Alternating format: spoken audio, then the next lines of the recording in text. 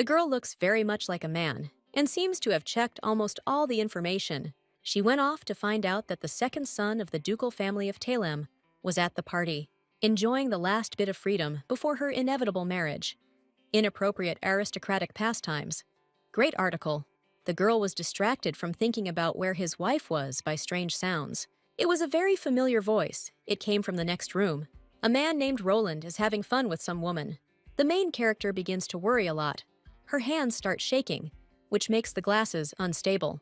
Eventually, they fall and break, spilling all their contents. The girl runs forward as if in the darkness. She does not understand why these people are together. How?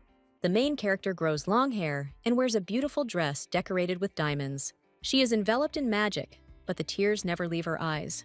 Rebel Ivola is the lady of the Viscounty of Ivola, a woman of incredible beauty. She has the ability to change her appearance beyond recognition and uses this ability to work as a reporter under the pseudonym Belle. How did this noble person begin to lead a double life? Viscounty Villa had squandered his entire fortune on gambling, which is what had led to her current situation. Roland is her only ray of hope in this life, her wonderful, gentle fiancé. The girl believed with all her heart that marriage with him would bring her happiness. But how wrong she was. The moment this whirlpool of life caught up with her, everything turned upside down. The events take place in a secret bar. The main character is offered to take a cocktail, Night of Ladies Oblivion. The bartender assures that one sip and all your sorrows will disappear. But then, in an instant, the glass and more than one turned out to be empty, and the man decided not to interfere anymore. Rebel looks at her reflection. It doesn't help, and the tears continue to flow. She stands up. In front, near the bar, sits a man who attracts attention with his appearance. The girl asks to pour something stronger so that she can completely forget about this night. Since she is quite drunk, she involuntarily bumps into the man sitting next to her. She can't keep her balance and falls backwards. The main character prepared herself for her fate and closed her eyes. But when she opens her eyelids, she sees before her a handsome man with golden hair and sky blue eyes. Rebel was caught. She looks very surprised. What an awkward situation. The girl's stomach is blooming, but it would be impolite to remain silent, so she thanks the young man. It was so elegant, but he didn't even ask how she was feeling, how cold it was. The lady starts a conversation, apologizing for disturbing, but adds that from today on she is a free bird. It turned out that her man was cheating on her with another woman. This is where she's come down. She sits and cries to a stranger, but he has an interesting reaction, laughter. Rebel found this funny, so she continued. Absurd situation, isn't it? It's hard to believe that such men actually exist. The young man simply nods in response. He really is a good listener. Since it comes down to it, the main character declares that she will also date another man. When she tries to marry her, the stranger's eyes fall open in shock. Some kind of energy begins to accumulate around their hand. It seems to be circling. As the magic slowly dissipates, a gust of wind, or something similar to a shock wave, is created. The man smiles slyly and asks again, "Marriage?" His eyes sparkle, and he agrees to the drunk woman's proposal. The events take place the next day at the main character's estate. The girl has a splitting headache. The last thing she remembers is going to a secret bar. The only question that remains is, how did she get home? But in any case, it's worth checking the news. At first glance, the newspaper seemed to have nothing interesting in it. But when she got to a certain paragraph, she found something interesting. It was about her public humiliation and the lie about her engagement to Roland Dillon. All this was composed by a certain reporter Shu, previously unknown to the main character. Rebel crumples the paper in rage. And this nonsense is on the front page. What shamelessness just to denigrate someone. Someone else is knocking on the door, which makes the girl's mood even worse. Who else would think of taking it out early in the morning? The main character received a letter from the Archduke, and he sent her a reply. Rebel simply threw it away, wondering what kind of marriage they were talking about. It was probably some kind of divorce. She had never seen this Archduke. If it were serious, he would have come in person. A few days later, she received another letter inviting her to the estate of that aristocrat. Here, the main character was stunned. Could that proposal really have been? The knight of the Archduchy was ordered to escort the young lady. A carriage decorated with gold had already been prepared in the yard. Having sat there, the girl's face did not change. She continued to look at the sheet of paper. White horses are quite rare and expensive, so only a few can afford them. So many questions have accumulated. A wedding? An archduke? How could this even happen? Rebel's face darkened. This simply couldn't be. Anyone but Duke Duranta. After meeting him, she'll lose her head. Non-romantic fantasy is a world where true love does not exist. The main character of the novel, Archduke Sistine von Duranta, fell in love with Countess Yuri, but the lack of any lust for power on his part disappointed the young lady. So she married the greedy Duke of Fillet. Having deceived the Archduke, the two of them later rebelled. Where is the romance in this whole story? This ending is no good. Overcome by betrayal, Sistine, in a rage, kills Yuri with his own hands and successfully suppresses the rebellion. At that point, it wasn't a sweet love story. It was a horrible, unromantic fantasy. The story ended in pure bloodshed. Nothing good happened. In the original, Rebel is just one of the minor characters who died at his hands.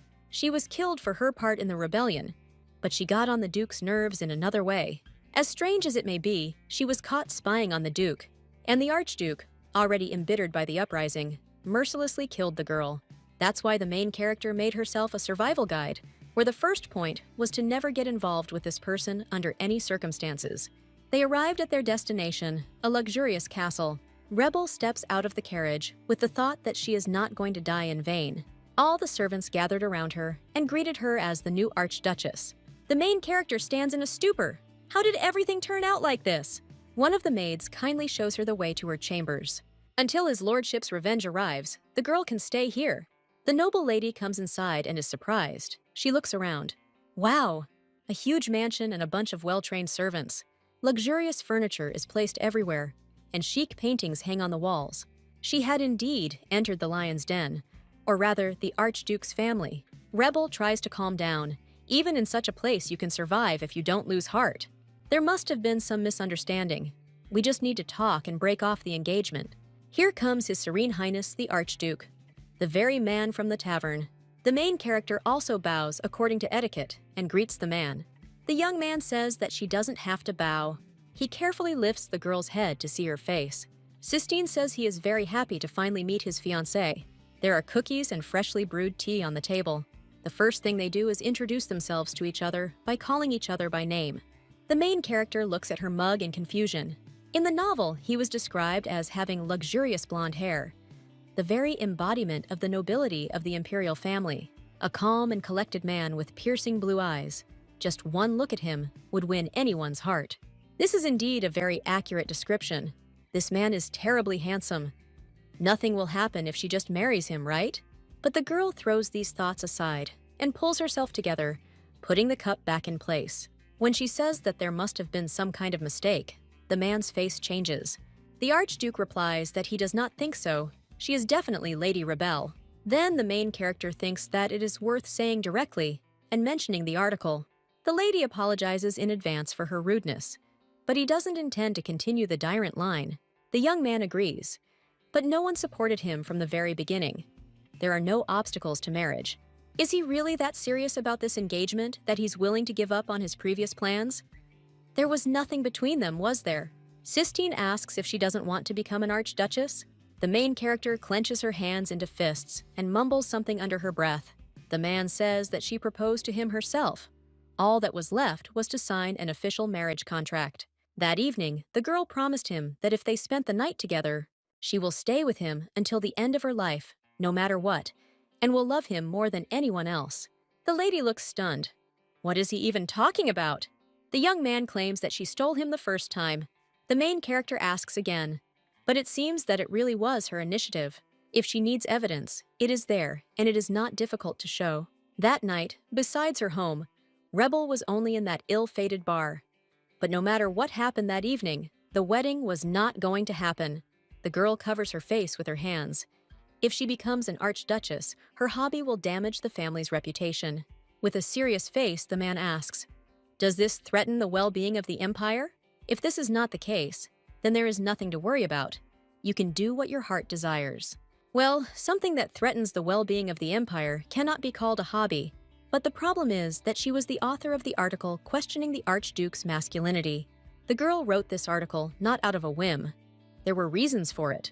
If she doesn't want to end up like in the novel, getting close to the Archduke is stupid. One day, she miscalculated the duration of the transformation, and of all the possible people, It was the editor-in-chief who noticed her.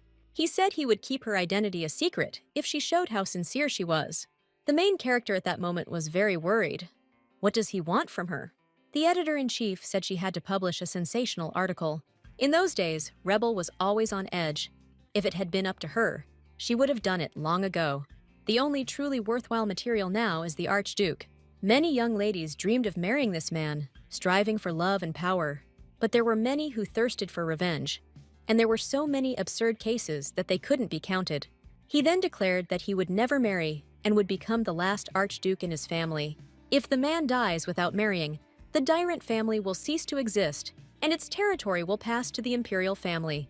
For a long time, the main character could not understand why this decision was made.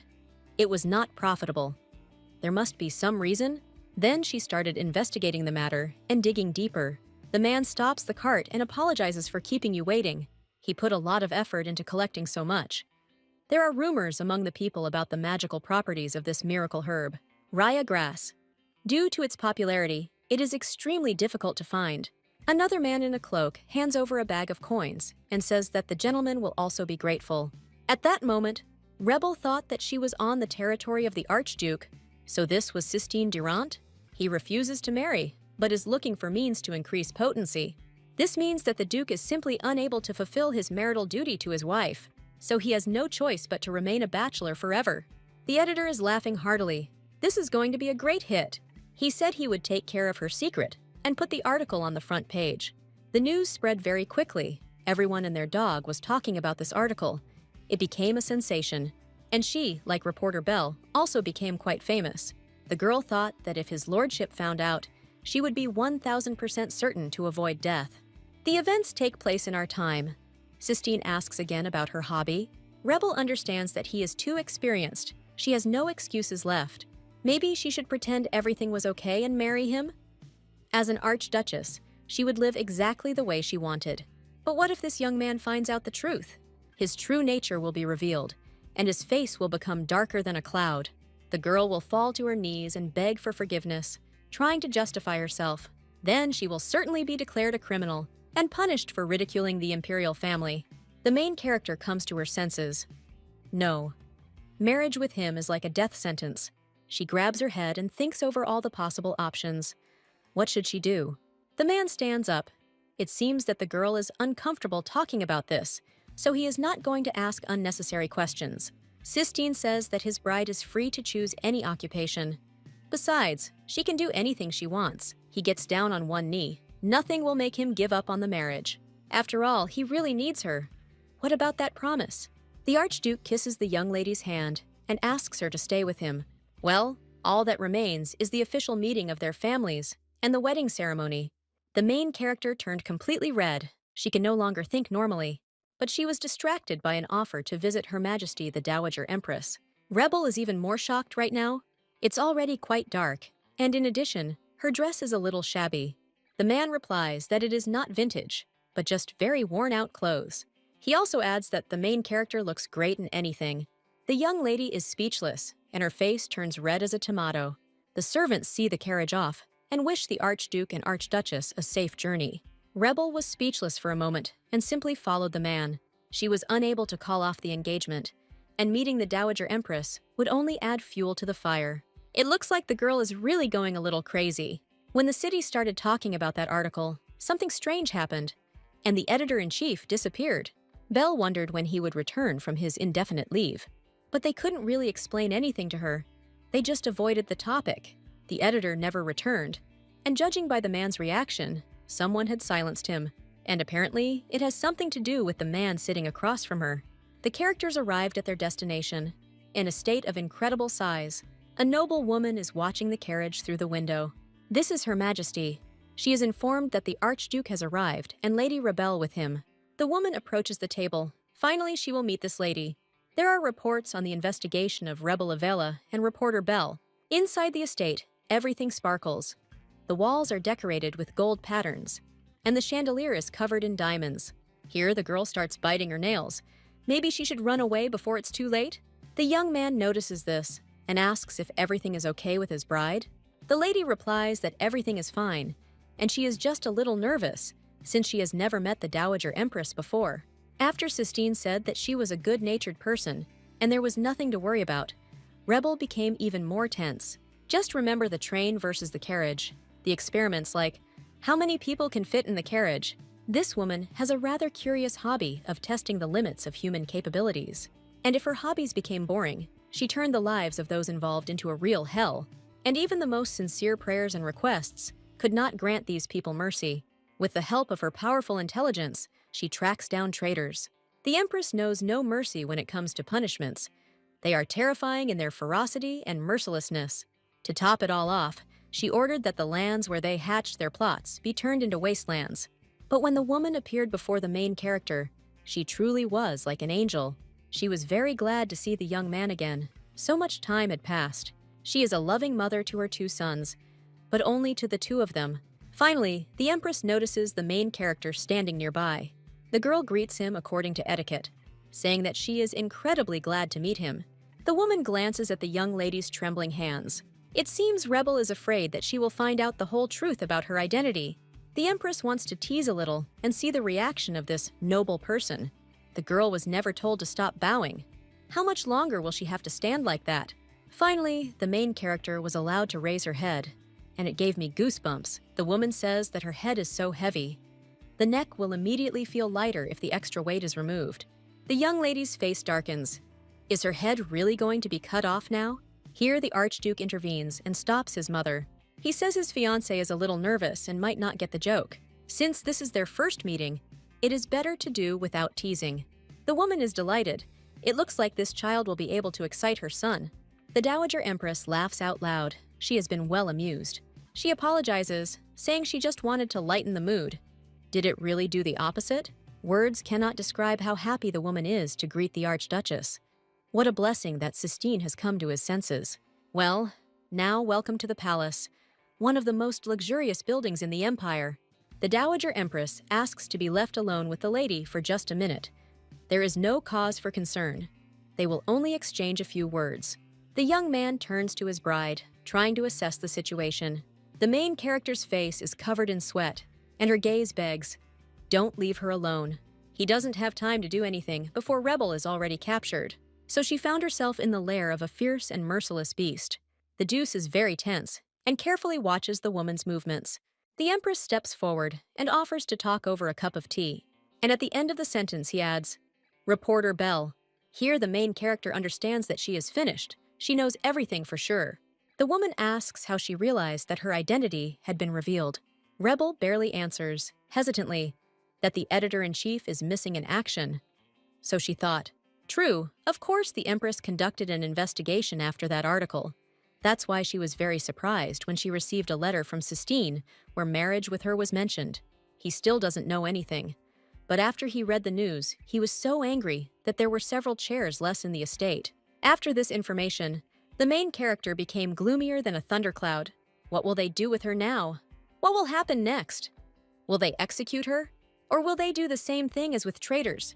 Feed them to the sharks? But then the woman says that since she has already received approval, a meeting of the parents needs to be organized. Then the choice of wedding dress and the location of the wedding ceremony. Well, and then, directly, the wedding and a long family life. The girl doesn't understand that. Knowing who she really is, she won't be punished, but will be allowed to marry and become an archduchess. The Empress adds that this is not all. Not only will she keep everything a secret, but she will also reveal the truth about who Reporter Shu really is, the man who wrote such a nasty article about her. Rebel had long wanted to know who it was, so she was glad. But there is no such thing as a free lunch.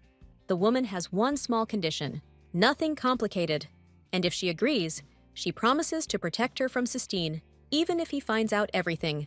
The main character is delighted. Will she really no longer have to fear for her own life?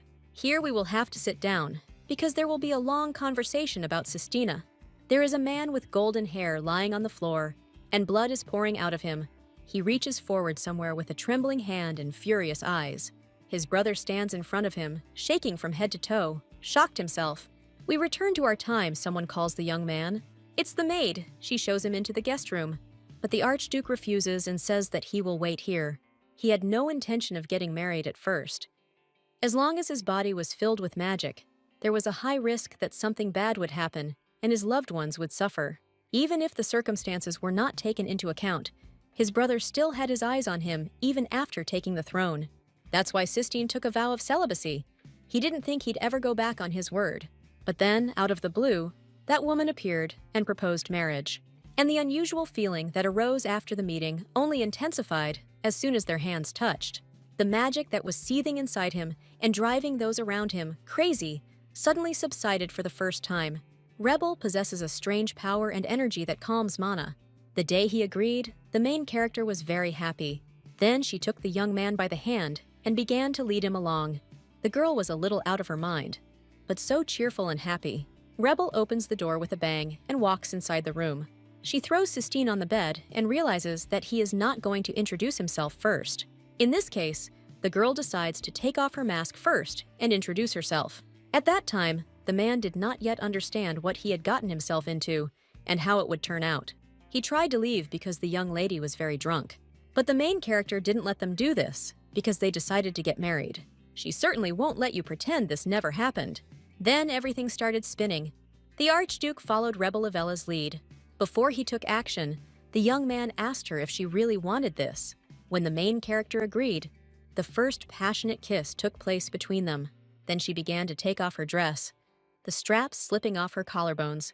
As usually happens, the first wedding night passed quickly, but he will never forget that moment, that expression on his face and his voice.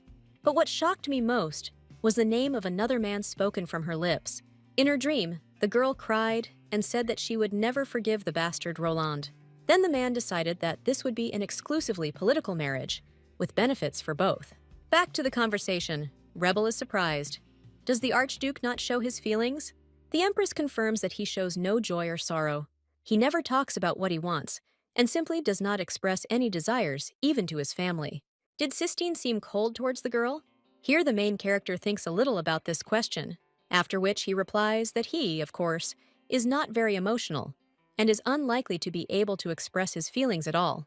Although she understands, there were some moments where he was able to prove himself. In that case, the Empress thinks that with her, everything is different, since he sends her letters as soon as the sun rises.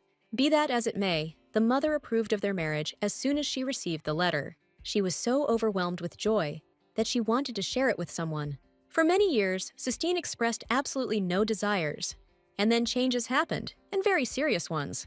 I remembered his childhood, where he spoke freely about what his heart desired. At those moments, he could cry, laugh, and enjoy life. The Dowager Empress takes the main character by the hands. So she asks her, be it love, tears, or even anger, anything, awaken Sistine's emotions. Even though everything led to marriage, it was only one night. Although he said he wanted to marry her, there was no talk of deep feelings. So how could Rebel melt his heart? The girl decides to refuse. She is extremely grateful that they turned to her, a modest lady from a not very influential house. Although the reward is very tempting, she is sorry. She will not be able to cope. Only Rebel forgot that no one dares to refuse the Empress. The only thing left is to speak directly. The girl says that even though she proposed, they don't have passionate feelings. Besides, she doesn't have the talent to evoke emotions in people. The woman puts the cup back. The young lady did well, so there is no need to be modest. She did say that the Archduke broke several chairs because of her. Since then, Sistine has shown some interest in the reporter Belle. Such open articles will also help to show emotions. The main character asks if the Empress really wants her to repeat the fate of the chairs from the Duke's estate. The woman promised to protect him. There's nothing to worry about. Besides, if she refuses, she'll regret it. Marrying the Archduke will allow the girl to escape from her past as a noble lady whose father lost his fortune in gambling, and to bathe in luxury. The Empress will personally announce the name of the one who has become Archduchess. Everyone, without exception, will learn about her. The main character immediately understands who we are talking about. Roland. Rebel will have time to think about how she wants to carry out her revenge, but the woman would like to hear the answer to her request right now. It sounded like a threat. The girl understands that she is being asked about this for the last time. The thought process was activated. It was obvious that the benefits were much greater. That's why the main character agrees. You never know what they might do to her after she refuses. Here comes Sistine. The woman thanks him for calmly waiting for them. Now they need to arrange a meeting with Viscount Yahello. The man takes out the invitation that Rebel personally handed to him 4 days ago. It is a small piece of paper folded several times. The Dowager Empress wanted to take a look at him. It says there that the girl cordially invites them to the estate today. The main character quietly asks when she managed to write this. The young man reminds that it happened in a secret bar, and the invitation was written on the check. The girl is all gloomy, but Her Highness doesn't care. Who needs these formalities anyway? Well, the woman is not going to delay and wants to go right now. The sun has already begun to rise little by little. A new day. The Viscount is probably fast asleep in his crib, and there is no human food at all in the estate.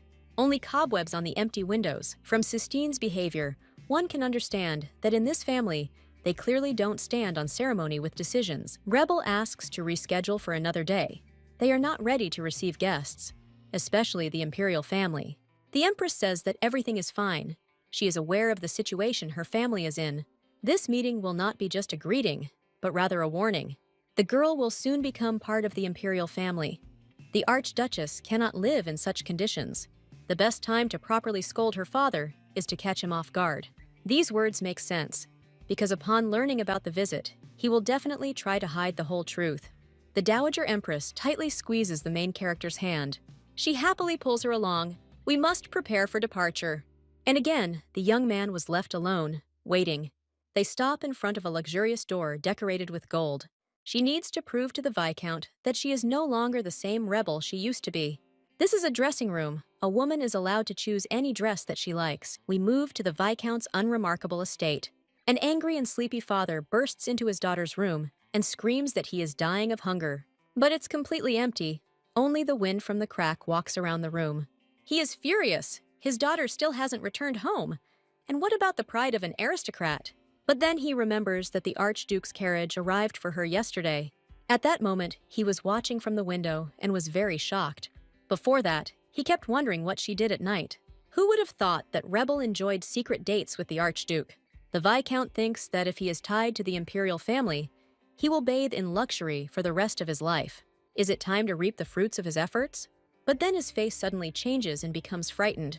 The Archduke himself came to his house and brought Rebel with him. There was another carriage standing next to them, which made the uncle even more tense. This is the Dowager Empress. She was graceful and beautiful as always. Father is still in a stupor. He doesn't understand what's going on here. The Viscount kneels and greets the guests from the imperial family. The woman looks at him with obvious disdain, as if he were bio-waste. She passes by him and calls him a servant, dressed to the nines. The Empress enters the house and pretends to look for Viscount Evil.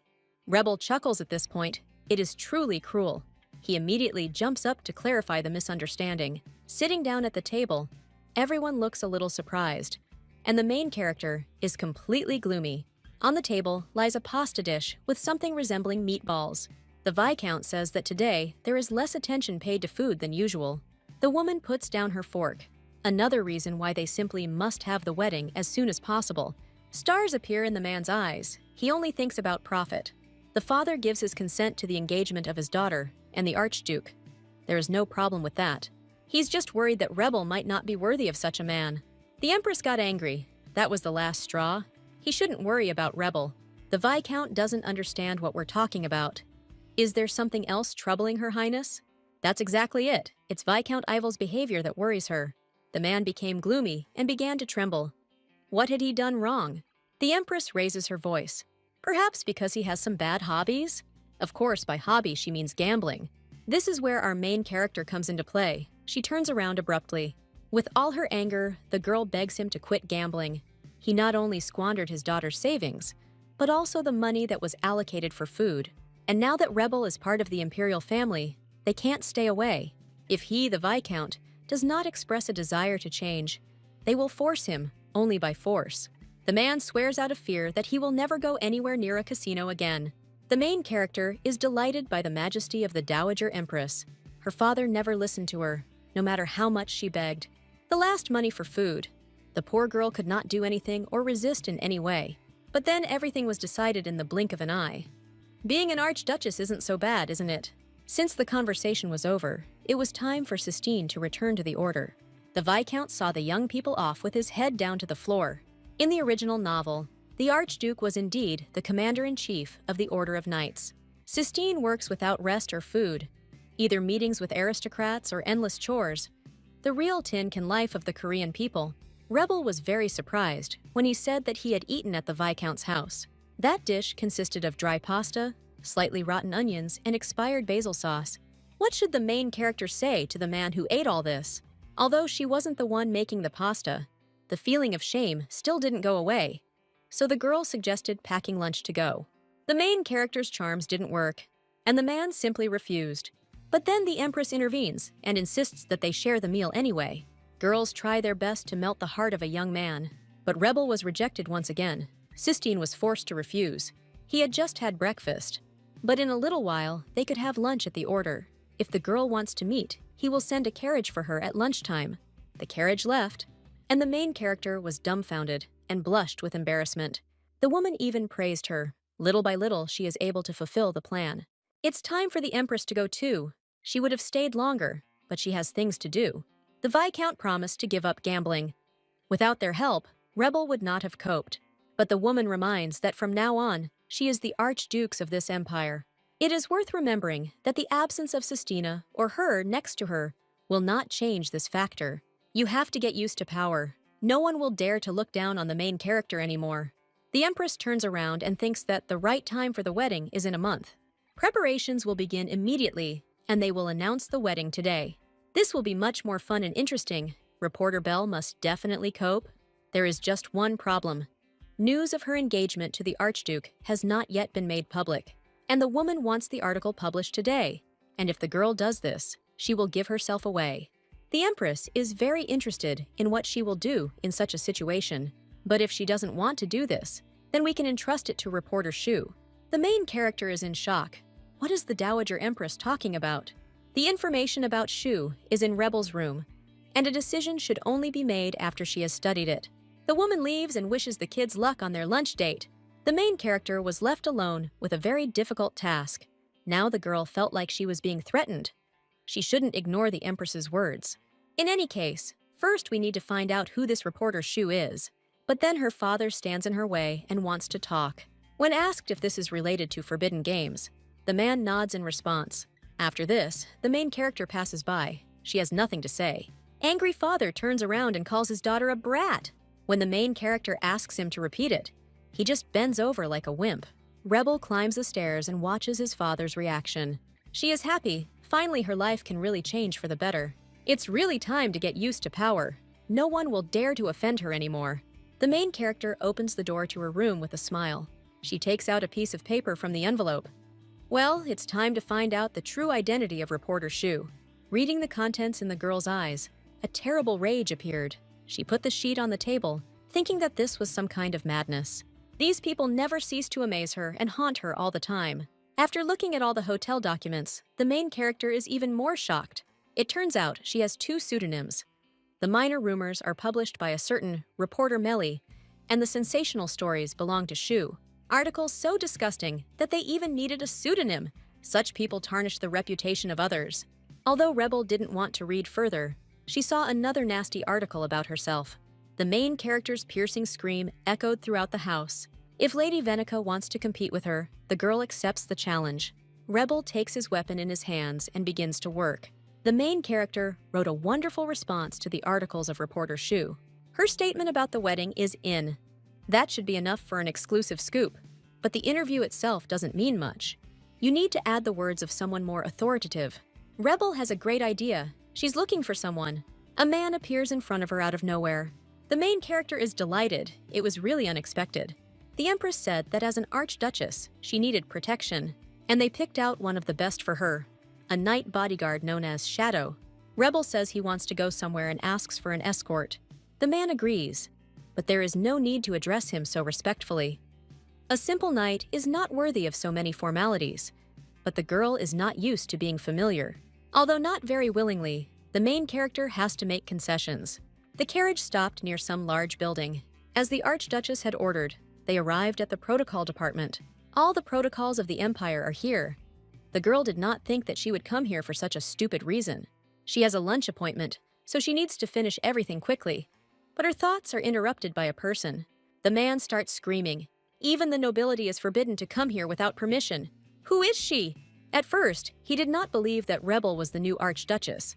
But the official permission managed to shut his mouth. The man immediately apologized for his rudeness and bowed his head. Since rumors about the wedding have been spreading lately, the girl needs the help of the protocol department.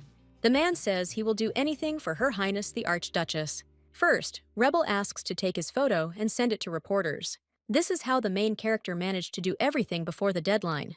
The article may be short, but with an interview with a protocol department employee and photographs, anyone will believe that her wedding is somehow connected with the imperial family. All that remains is to send it. But the crew has already arrived and is waiting. Only if the girl wants the article to be published today, it must be delivered to the press agency immediately. The knight says that he will do it instead of her, and there is no need to worry. The main character goes and thanks the shadow for his help. She walks down the stairs in a good mood, humming a song under her breath. But halfway there she stops, as if she remembered something important. Since he himself offered to deliver the article, it means he knows that she is a reporter. Isn't this man just a bodyguard? The main character arrived at the high fortress, and the sun was tenderly warm, like a gentle kiss. All the knights were surprised by the carriage. Was anyone supposed to arrive today? Although people were not sure, it seemed that the carriage belonged to the Archduke's house. Rebel is not just a visitor, but the Archduchess herself. But it seems that no one here was notified of the young lady's arrival. The deputy commander-in-chief appears and asks to follow him. The girl looks around. Is this the Order of Knights?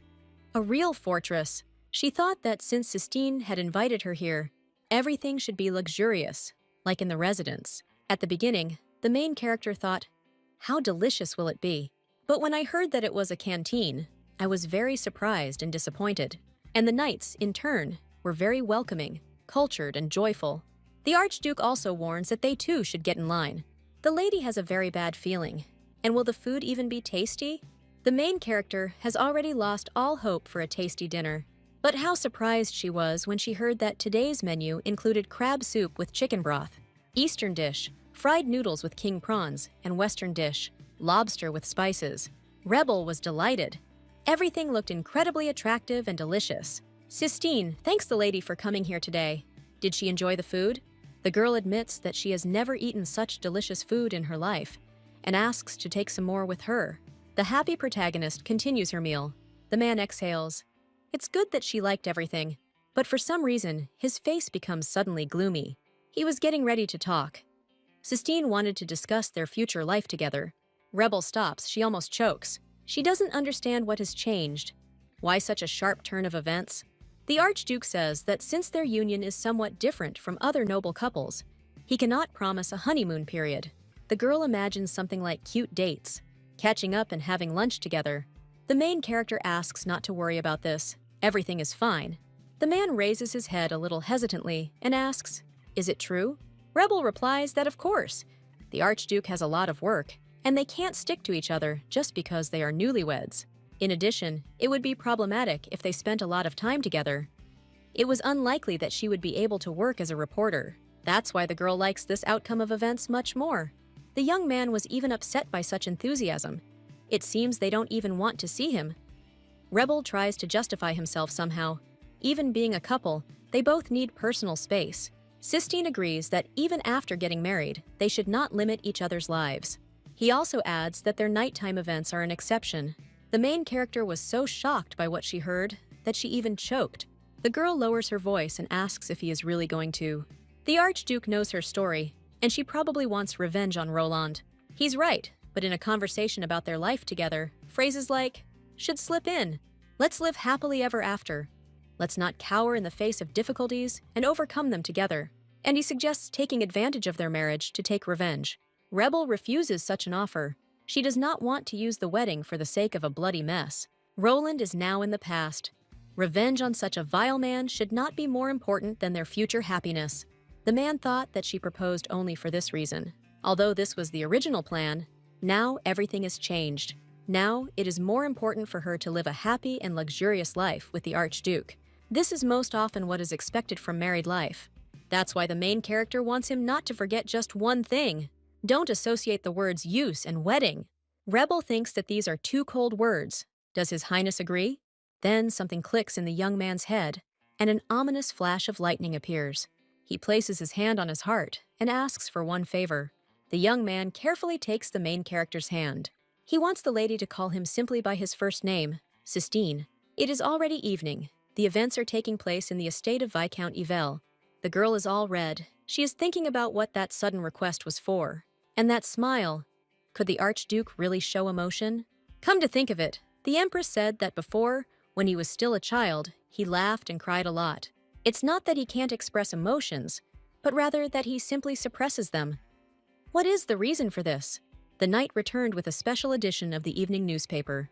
The article was published as an exclusive, and the newspaper is currently being distributed in the square and delivered to every home. So Venica probably saw her too. How will she answer? The events take place in the family estate of Alarog, where someone's screams can be heard. It's hard to believe that Rebel Evola is getting married, but even the protocol department is involved, so it must be true. In that case, Reporter Shu's article will be a lie, and no one will believe her words anymore. Venica's publication that Rebel declared herself unmarried will destroy the entire reputation. Therefore, it is necessary to recall her now. The day has come, the main character laughs out loud. On the front page of the newspaper, there was an advertisement from the Layla boutique. Considering how quickly the ad was posted, Venica must have some connection to him. The main character was frightened by some voices outside the window. The Shadow Knight immediately burst into the room to tell something. Rebel went to the window to see what was going on there. A crowd of directors had gathered outside, asking to come out for a few words.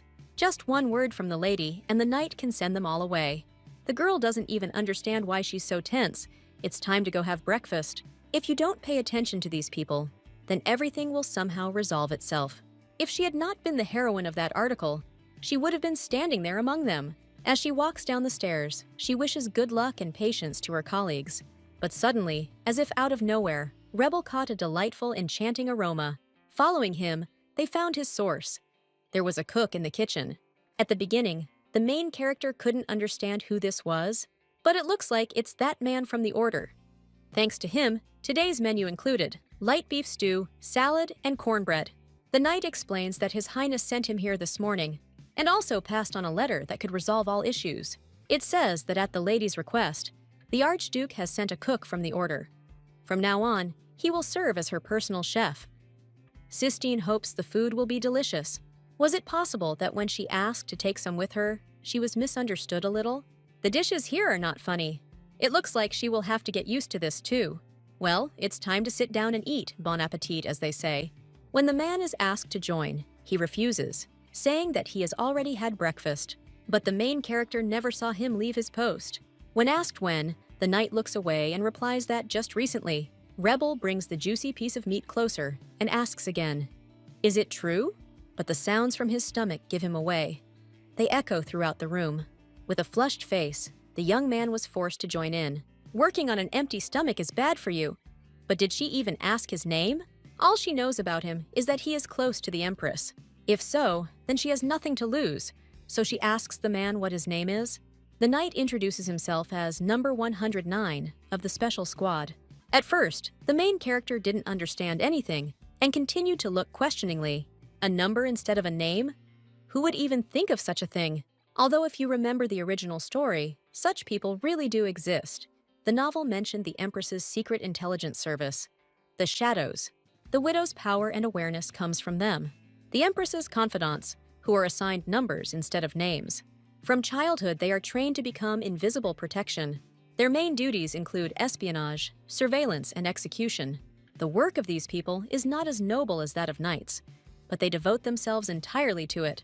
They sincerely believe that this is the only way they can repay the Empress for taking them under her wing. It had been a long time since she had read the novel, so she remembered it only now. To prevent the truth about Rebel's identity from leaking out, Her Majesty sent him a shadow. The Empress ordered to keep an eye on the lady and ensure the successful completion of the task. To keep an eye on is, of course, a beautiful word, but in fact it is surveillance. Well, the main character can't do anything about it, so she'll just be careful. When a girl suggests giving a man a name, he is very surprised. She can't call him by his number in public. It will be very strange, and others will have questions. If such is Her Highness's wish, then she can call him whatever she pleases. There is a number 9 at the end of the number, so a great and simple option would be 9. The man says that he is satisfied with everything, which makes Rebel very happy. The main character extends her hand and says that, although it is late, she is very pleased to meet you. How strange for a noble person. She wants to shake my hand and even offered to eat. He has no right to refuse and promises to serve faithfully and truly. So the evening has come. All the journalists are gradually leaving. The knight asks if the lady has any plans, but today she was going to sit at home all day. Then 9 suggests visiting His Highness the Archduke. The girl tries to politely refuse and find an excuse. They saw each other yesterday, and the remaining journalists might pester her. The man takes out his sword and says that in this case, he will deal with everyone. Here Rebel asks to wait. The Empress ordered him to keep them together with the Duke, right? 9 turns away. It seems like it was a secret, but he was found out. The main character gets up. Well, there is no other choice. It's time to go. Sistine is back in the Order. Now the events will take place there. The young man is not tempted to be the main character of the article, but it is clear that the Archduke cannot avoid this. The chaos will continue until their wedding, and possibly longer. The man feels some kind of energy, very similar to Rebel. He approaches the door to test his guess, and it turns out that she really is there. She just wanted to knock. The girl was in a stupor. Was Sistina really notified that she was coming? But if he didn't even have a clue, then how did he know? The young man, looking innocently, calmly replies that he simply followed his feelings. Is he really flirting? You can't tell right away from his expression. Rebel arrived just in time. The man was on a break. He was reading an exclusive edition of the newspaper. It turned out to be yesterday's article, written by the main character. He doesn't read newspapers very often, but he is interested in the publications of Reporter Bell. After these words, the girl immediately darkened, and her heart sank into her heels. The young man, not knowing the identity of the bride, suggests reading the article together. The girl tries to pretend that she doesn't know anything. She herself was so surprised when she was asked for an interview. Sistine says he really is an outstanding reporter, especially when it comes to him. Rebel is very worried, because the article doesn't mention a name. It's unlikely that he knows who the real groom is, but the Archduke doesn't think so. Considering that even the protocol department is involved, he was able to get there thanks to his name. The fashionable person asks if she has seen this man. What is he like? Horror appeared in the main character's eyes, and she blurted out that she had never seen him, but the man insists. She gave an interview, and even a brief description will be enough.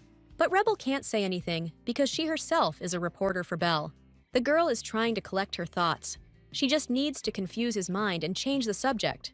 She says that the man came in a cloak, because given the nature of the profession, it would be unwise to show his face. It's a pure lie, but she has no other choice. It seemed that Sistine believed that this could really happen. Now is the time to change the subject and liven up the conversation a little. Rebel asks with a smile, is it okay that she gave the interview without him? The main character realizes everything only now. She is finished. She allowed the article to be published without consulting Sistine, but this conversation still couldn't be avoided. The girl apologizes. They haven't announced the wedding yet, and she went and gave an interview. Although she did not mention his name, due to the intervention of the protocol department, all suspicions naturally fell on the Archduke. Rebel thinks he will be angry, and she has only just begun to get closer to this man. The young man surprisingly says that there is no need for an apology. She is not obliged to consult with him on all issues, much less worry about his feelings and opinions. The main character asks again what he means. To do as she wants and that's it? He did say that the girl could use their marriage as she wanted, and there was nothing to worry about. Since he uses it for his own benefit, it is worth doing the same in return. Here, Rebel wondered what it could be used for at all. Although she has the title of lady, she has no influence, no fortune, no special skills. All she can offer is to shield him from annoying talk about marriage. The main character says that she doesn't know how she can be useful, but she suddenly takes the young man by the hand. He doesn't even have time to react. The girl promises to help in any way she can, but will expect the same in return. From now on, they are a married couple and must lean on each other's shoulders. Is Sistine really going to insist that they are just tools for each other? Wouldn't it be better to replace the word use with help? That would be much better. A blush appeared on the young man's cheeks, and his heart began to beat faster. Rebel also reminds that she asked him not to use that word anymore. Or was he lying when he said he would be more careful? The Archduke, all red, sat down in his chair and thought, she calms his magic, and he helps him take revenge. This marriage must be based on mutual interests. In such relationships, it is best to draw some lines. But this girl refuses revenge and says that it is more important for her to live happily together. Why hope for something that is not meant to happen? So it cannot be said that he lied. If she doesn't like the word so much, he will change it and act more carefully in the future. Rebel glares at the Archduke and still insists on staying there so that they can further consult together on all important issues. I wonder if she'll continue to insist on her own once she finds out how he's really using her. Night fell and the main character finally left the building. 9 had been waiting outside all this time and, seeing the lady, asked how she had spent her time. Even though she is completely drained of energy, the girl replies that everything went just fine. It's time to return home, so the knight promises to see the lady off. On the way, the main character fell asleep. This day really turned out to be difficult. For some reason, 9 stopped. It seemed like there was some kind of obstacle ahead. This also woke up Rebel. It turned out to be a very familiar carriage.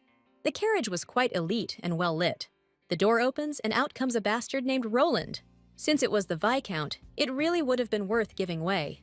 But the main character doesn't want to bend over backwards to her sworn enemy. 9 bows and says that she will fulfill any wish of Her Highness the Archduchess. The girl remembers her status, and here she is much more important than some Viscount. But the wedding has not yet been officially announced, and it is impossible to reveal the truth ahead of time. And yet, it is a matter of principle. Rebel is not going to give in, despite the difference in status. When the man greets her, the girl replies that she is not at all happy about this meeting, and that just the sight of him makes her feel sick. Roland, hearing this insult, only smirked, after which he looked down and asked not to disgrace himself. He understands, of course, that she is upset, and that things did not go as planned. But the man had no idea that his joke would be taken seriously. It was just a casual relationship. No need to be so stubborn. Rebel is not going to keep quiet. She didn't think that visiting every day and every night meant a no-strings-attached relationship. How then should people who want to get married behave? In secret from prying eyes in a salon? Roland's face immediately darkens. What kind of nonsense is she talking about? Here, 9 is about to intervene. He has already drawn his sword from its sheath. Now the weapon is near the Viscount's neck. One more step and it will be torn off. The main character grimaces and sticks out her tongue at the aristocrat. The man asks how a simple bodyguard of the Viscountess dares to raise a sword against him. Vanika emerges from the carriage, terribly irritated and worried. What a terrible day. Everyone the main character can't stand has gathered in one place. The evil noble lady asks to stop all this and just give way. Roland can't understand what's going on. Is his fiancée hiding something? But putting his questions aside, he agrees that if that's what she wants, then so be it. The young man gives way, but only for Venika's sake. Rebel felt sick from such words.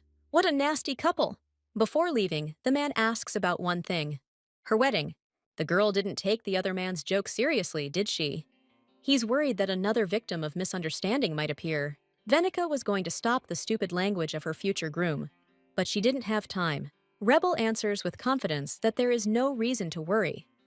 After all, the protocol department itself confirmed her marriage. Roland reacted as if he had never heard of it. Because of this stupidity, the main character won and was able to humiliate these two. The man did not read the article, but learned everything only from rumors around him. But Venika, on the contrary, was aware of all the events and therefore became very angry. Roland tries to catch up with his bride, who was already heading towards the carriage. The main character and 9 also needed to act and return home as soon as possible. However, as planned, the Archduchess rode first. Rebel managed to keep her pride and see their twisted faces, but there was still some kind of lousy feeling left. Maybe it's because she saw that kiss. The girl noticed the couple again in the window. Roland was sitting next to Venika. The main character touches the window, but before he was her partner. Just a week ago, that place was hers, and nothing foreshadowed trouble. And she never doubted for a moment that she and Roland would have a happy future. It seemed to her that she would be the one sitting next to him in the carriage and dancing at the ball for the rest of her life. Who could have foreseen that some Vanika would appear and take everything? But now that there is no turning back, Rebel has no regrets. The most important thing is that the rose-colored glasses have fallen off her nose. Besides, she met someone 100, no, even 1,000 times better. It will take time to get close to this wonderful person, but there is plenty of time. So the girl will definitely be able to become happy, so much so that she will forget about Roland. Rebel only regrets that she didn't throw something heavy at his head. 9 says she can do it for the mistress. He takes out his daggers and says that only one order is needed. But the main character stops him in time. The girl needs to watch her words. If she asks him the wrong way, he'll accidentally bring someone's head. The knight asks if she will really leave everything as it is. The main character, of course, wants revenge, but in her own way. The surest way to take down Roland is to expose the corruption of the Dillon family. She was good at it in her past life, and now, Rebel starts work the very next day. She puts a camera, a notebook, and a pen in her bag. She is wearing the most ordinary dress. Or rather, the clothes of common people. The girl looks at herself in the mirror, hoping that she hasn't forgotten anything. The last touch remains, the most important one, to change your appearance. At the moment when she moved to this world, she already knew the local language, and also received one very useful ability, transformation. You couldn't think of a better ability to combine the life of a noble lady and journalism. 9's voice is heard from behind the door, asking if the lady is ready. The main character turns around and says that she is already leaving. But here she stops, and how can she explain everything to the knight? Does he know about the abilities? The young man began to worry, trying to figure out whose voice he had just heard. The man starts knocking and calling Her Highness the Archduchess, but she doesn't hear anything in her thoughts. If he doesn't know anything, then it's better to keep the ability a secret for now and cancel the transformation. 9 turned pale. Did something happen? No one answered him, so he couldn't find a better solution than to knock down the doors. Rebel, all gloomy with surprise, said the man's name. Only Her Highness the Archduchess calls him that, and the puzzle began to come together.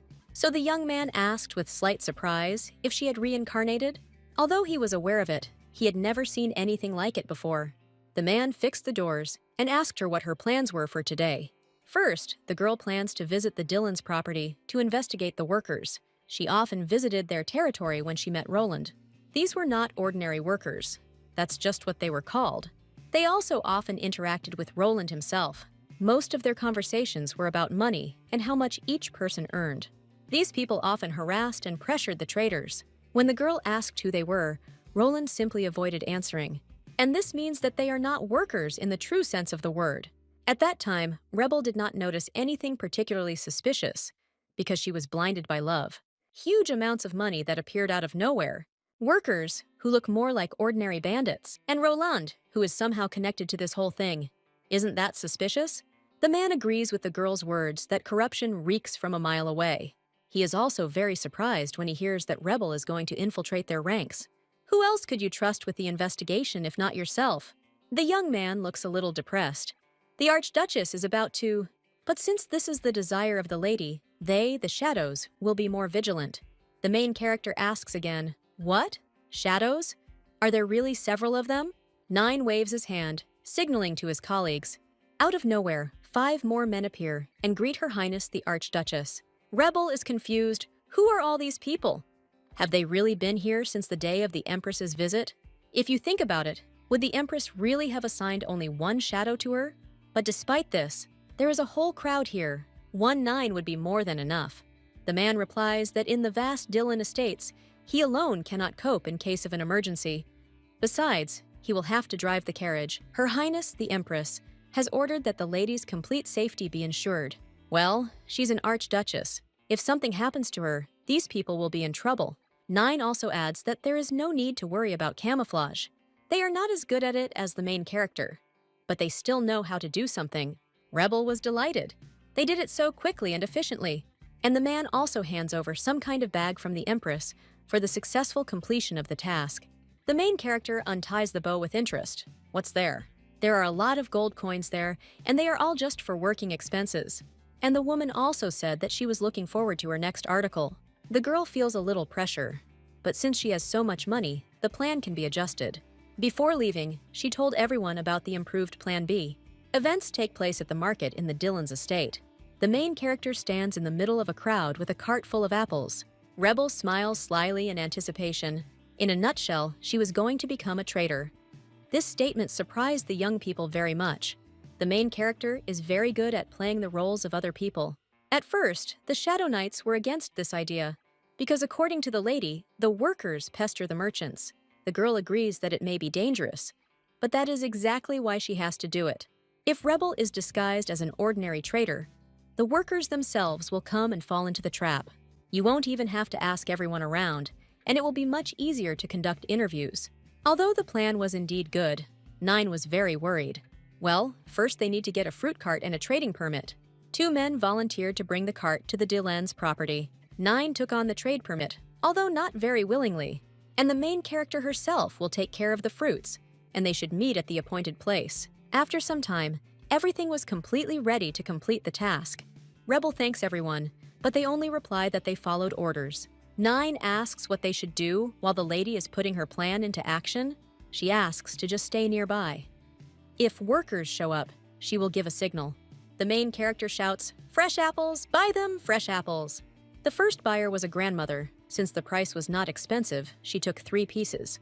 The girl thanked me for my purchase and wished me a good day, as is customary in trade. Rebel can't understand why sales are going so well. On the one hand, this is good, but an hour has already passed, and there has not been a single sign of the workers. She can't just stand here and continue to mess around. It's worth taking matters into your own hands and going to talk to the merchants. The first thing she decides to do is talk to the man across from her.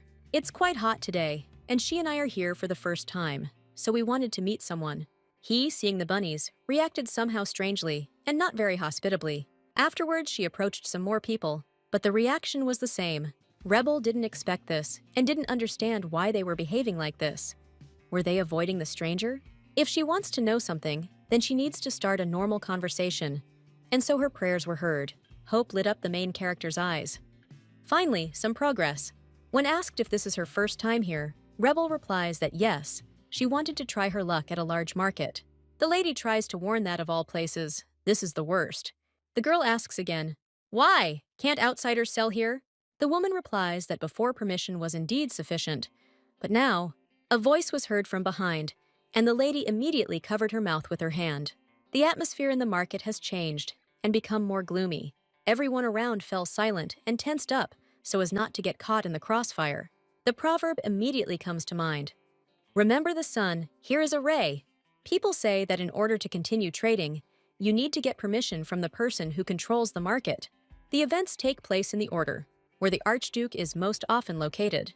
There are 2 imperial flags hanging in the office, one large, the other a little smaller. Sistine has a lot of work to do, and he plans to deal with this stack of papers today. He is very focused because the wedding is just around the corner. In a month, during the wedding, he will have to take a week off. So it is better to sort out all the matters in advance. Then the deputy suggests visiting the estates next week. The man wonders if the time has already come. His estate is located in the north, and he usually lives in his villa. Others think that he is leaving her in order to sort out things at home, but the real reason is the monsters that appear there. To prevent the magic from surging, he needs to use it periodically, and fighting is the most effective method. He used to go there every month before that woman showed up. The deputy is very surprised when the gentleman cancels the trip. This has never happened before. He asks if this has anything to do with Lady Yahello. If so, then how long should the trip be postponed? But it only depends on how much closer Rebel gets to Sistine. So the best solution would be an indefinite period. The deputy is terribly surprised. And this is the Duke he knows? Putting off work to spend time with his bride? For everyone else, he is emotionless, but not in relation to the lady. The man even becomes a little lonely. Before leaving, he will ask later to tell him about the man who managed to win the master's heart. The young man was left alone with his thoughts. It is extremely difficult to describe Rebel in one word, especially given that recently, this person always says unexpected things and makes you show suppressed emotions. And indeed, it seems that she is slowly winning his heart. The main character was surrounded by men who started pestering her with questions about whether it was her cart. How timely they were. If they had arrived a few minutes later, she would have had time to come to an agreement with that woman. But she has no choice, and will have to find out everything else on her own. The main character pretends to be the most innocent and stupid girl. The man explains that it is customary here to greet and reserve a place for yourself. If this is her first time at Dylan's market, he will tell her about all the traditions of this place. The man points his finger at people, sometimes a gentleman, sometimes other traders. The price of protecting the market is the price of a place in the market. Now the girl understands what they were doing that time. Robbery! Hearing the price of 3 silver coins, Rebel's face darkened. This is 3 weeks' earnings of an ordinary citizen, and they demand such a price for a place at the market? In a week, they will come for 2 silver coins, and in another week, 1. Since everything is clear to her, the man takes the bag from the girl's hands. At the beginning, the main character is very worried, because the Empress's money was there. But there were only apple scraps there, and 9 took the real ones. This immediately spoiled the young man's mood. Was she really joking? The main character became tense, because now it could be dangerous. But the man just turned around and walked in the other direction. He reached the cart and pushed it. All the apples flew out. After which he said that anyone who violates traditions is unworthy of trading here. If she doesn't want more problems, she should shell out the money right now. Rebel managed to escape from these bandits. They hid in a small alley. The man heard one of the merchants muttering under her breath that this was just a nightmare and the knights were doing nothing about it. But there is still one question left. If the patrol passes every day, how did it happen that the market ended up under the protection of robbers? Even the most inept knights are able to catch the scoundrels who operate in the same place every week. So it's very strange. Most likely, it's not that they are unable to catch them, but they do it on purpose. Just when I was thinking about it, that very patrol appeared. The bandits took the bags and began to flee the crime scene together. The main character notices this in time and also takes action. She orders the shadows to pursue these people. They wandered all the way to the forest, but at some point lost the trail. The girl stopped to catch her breath. She can't figure out where these scoundrels went, but one of the shadows found a clue. The main character looks out from behind a tree and hears a conversation. The knights and the robbers united. Today they earn 12 gold coins and 2 silver ones. Every now and then, they still have to pretend to catch bandits for their reports. They all shared the profits among themselves, and the Dylans were also involved in this. This was a great opportunity for Rebel, so she immediately recorded everything. Now she had solid evidence for her article. It revealed the secret of Duke Roland's wealth, where he squeezes all the juices out of the estate's merchants. The more the girl digs under him, the more dirt comes to light. She is almost grateful that he betrayed her. As she finishes her work, she remembers Sistine. Rebel asks 9 if the Archduke was warned that she would be away for some time. The man denies that only Her Majesty knew about everything, and then the main character's face darkened. She made a mistake. His fiancée left without saying anything. Rebel hopes he won't suspect anything. It is already evening, and events are once again taking place in the order of the Archduke. A breathless deputy runs into the office and addresses the gentleman. He came just in time. Sistine wanted to ask for something. The man asks to send someone to Rebel. He wants to meet tomorrow. The deputy replies that the problem is that they cannot find Lady Evala. The young man's hand twitches. It looks like he is worried. After the incident, when the courtyard of Lady Evala's house was filled with reporters, they assigned knights. They reported that the lady had disappeared in the morning. The knights patrolled the entire area and learned that Rebel had failed only from the words of the count. There are some other people present on the estate, and they are not funny. The deputy adds that only some workers left it, and no one suspicious was noticed. Sistine knows how to think clearly, and therefore refuses to search. The Archduchess has shadows. If something happened to her, they would immediately contact the Empress. And since that didn't happen, everything must be fine. There's no need to search.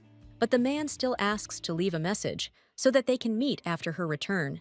The deputy quickly left to carry out his duties, slamming the door. Still, the young man suspected something, because the situation was very strange. Rebel will attract attention wherever she goes, thanks to her eye color, hair color, and uncharacteristic behavior for an aristocrat. The knights sent to guard Ival's estate are not just knights. They specialize in surveillance. They are the best at what they do. It is impossible that Rebel's departure went unnoticed. How is that possible? Evening was already gradually approaching, but the lanterns had not yet been lit. The girl stuck her head out a little, but it was dangerous, because the carriage was moving very fast.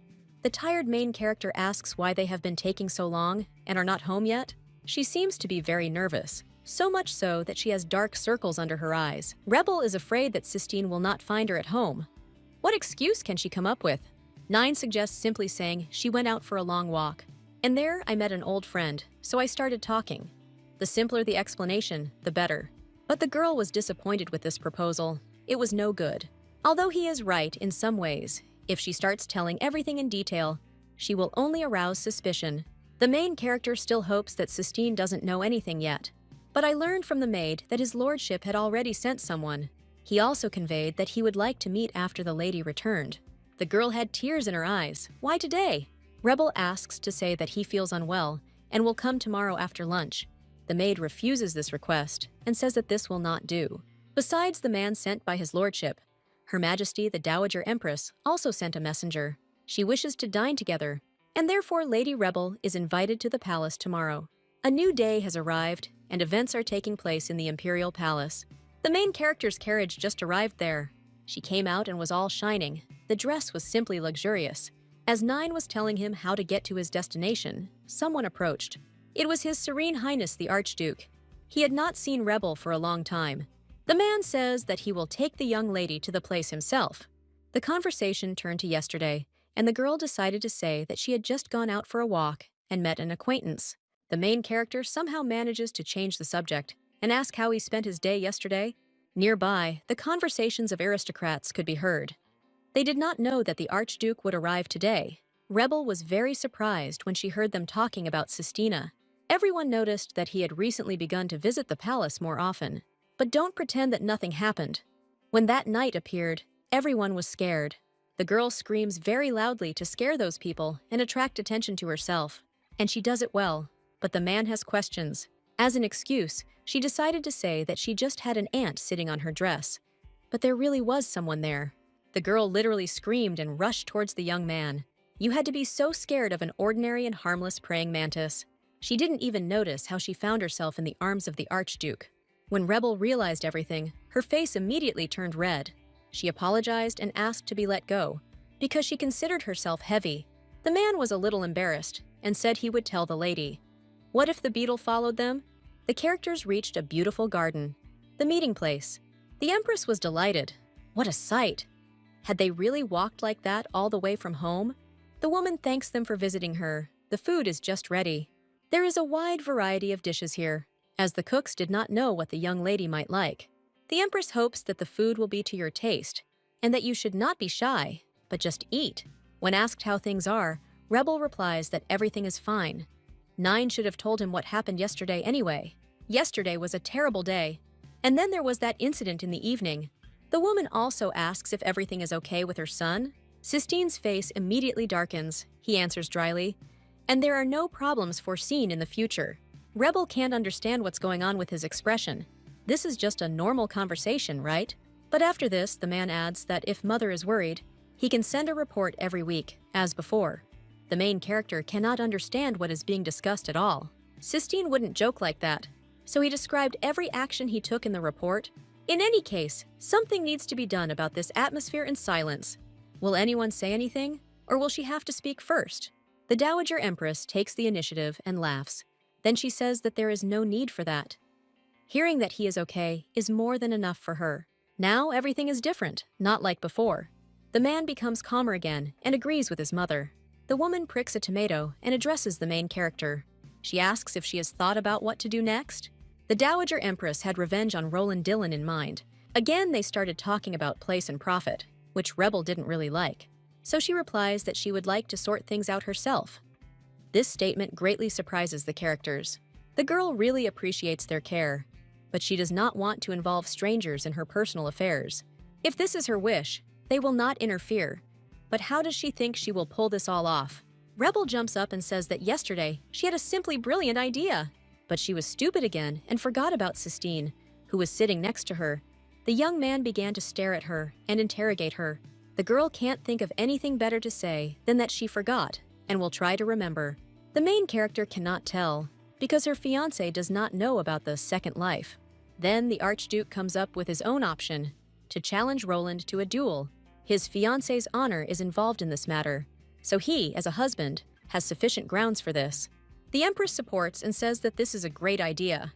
The woman is not going to hesitate and asks to bring ink and paper, and the girl to stop all this madness. What should she do? Ask if it was worth shedding blood for this? If you think about it, it wasn't common sense that usually changed Sistine's mind, but her personal preferences. Rebel turns on her acting skills again and says she is very touched. but she would not like to hear about bloodshed. The man was confused, and he wasn't the only one. The girl continues. She has been horrified by the sight of blood since childhood, and just the thought of it makes her head spin. If she is really so important to the Archduke, then she asks to do without duels. The main character went all in. She should hope for luck so that everything works out. Sistine agrees. Since this is her wish, he will not do it. Rebel blushes. He really listened to her words. But all these role-playing games left the main character without strength. In this case, Mother suggests an alternative option. Bury the hatchet. The girl already thought that they wanted to bury the poor guy alive. This is a little different. The Empress wants to bury the news of Roland and Vanika's wedding. According to what is written, their wedding is scheduled for the 4th. The Count's wedding attracts a lot of attention. It will not be possible to completely bury such news, but they can hold the Archduke's wedding earlier, more precisely on the 3rd. The main character was very surprised by the Empress's brilliant idea. The most effective way to distract attention from a story is to make it bigger. Roland and Vanika's wedding was just starting to make a splash. If they publish news of the Archduke's wedding, it goes without saying that all attention will shift to them. It's a great idea for revenge, but Sistine says it's not enough.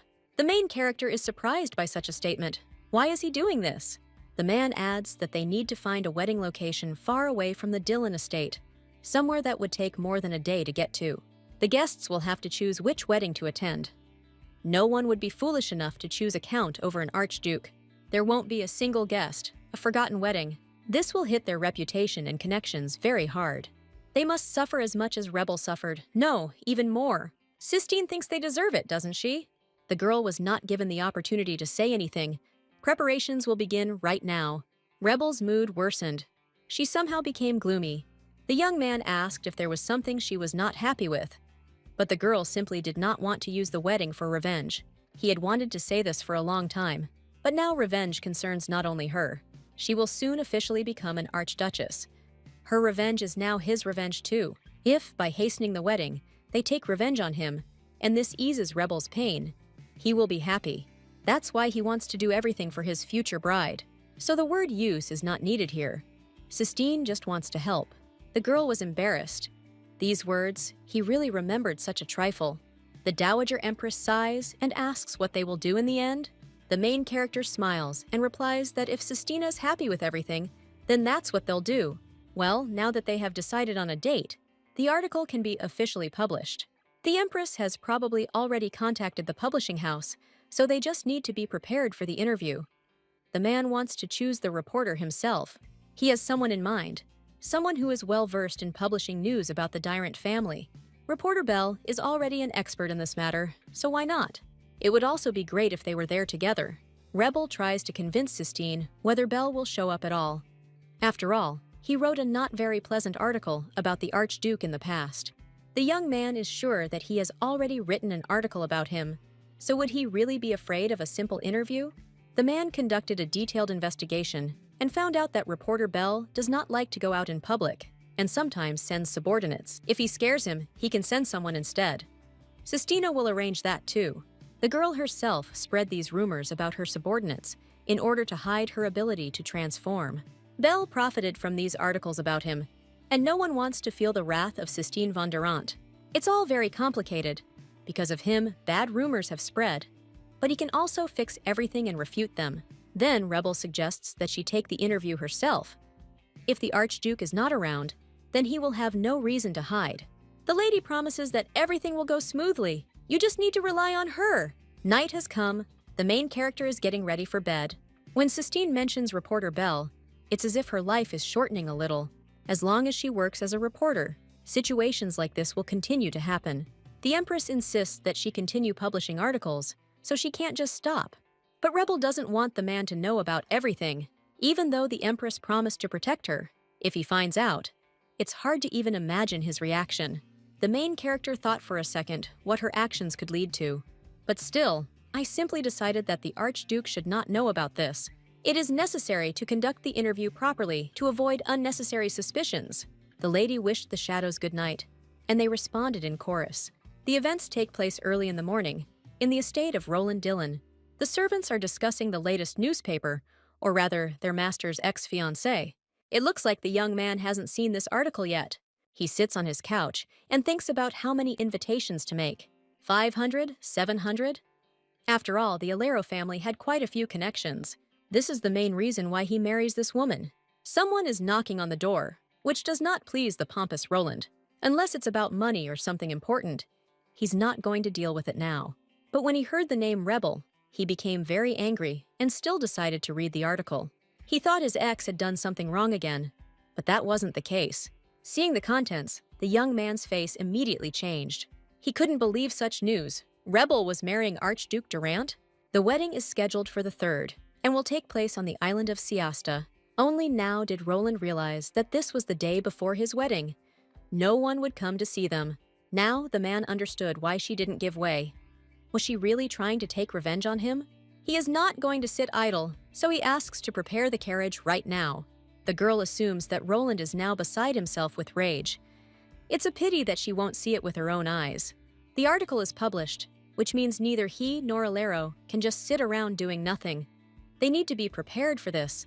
9 says there's no need to worry about them moving up the wedding date. The nobles also need to get approval from the protocol department to make any changes. The Dowager Empress had taken care of this long ago. The head of the department has already been informed and warned about everything. The man doesn't understand just one thing. Why do they need to conduct another interview? She's already published the article. Sistine wanted to take him out. And besides, neither she nor he goes out into society, so all sorts of rumors are circulating. Some sensations quickly become accepted fact if they are not immediately refuted. And therefore, those involved in the rumors must make their statement. That is what the interview is for. Rebel is going to write about how they met. This is what worries people the most. For example, the dramatic story of the union of Lady Evala and Archduke Durant. A maid comes into the main character's office and asks her to come down. The girl asks, "What's the matter?" since it's so important. After the article was published, noble families began sending letters and gifts. There were so many that they came to call the lady. The lady says she will look through their letters, and the servants will put everything in the pantry in the meantime. Everyone suggested meeting. There were a lot of invitations, especially for tea. And how could we do without gifts? A fountain pen, cheese, elite alcohol, jewelry. All the contents were carbon copies, nothing original.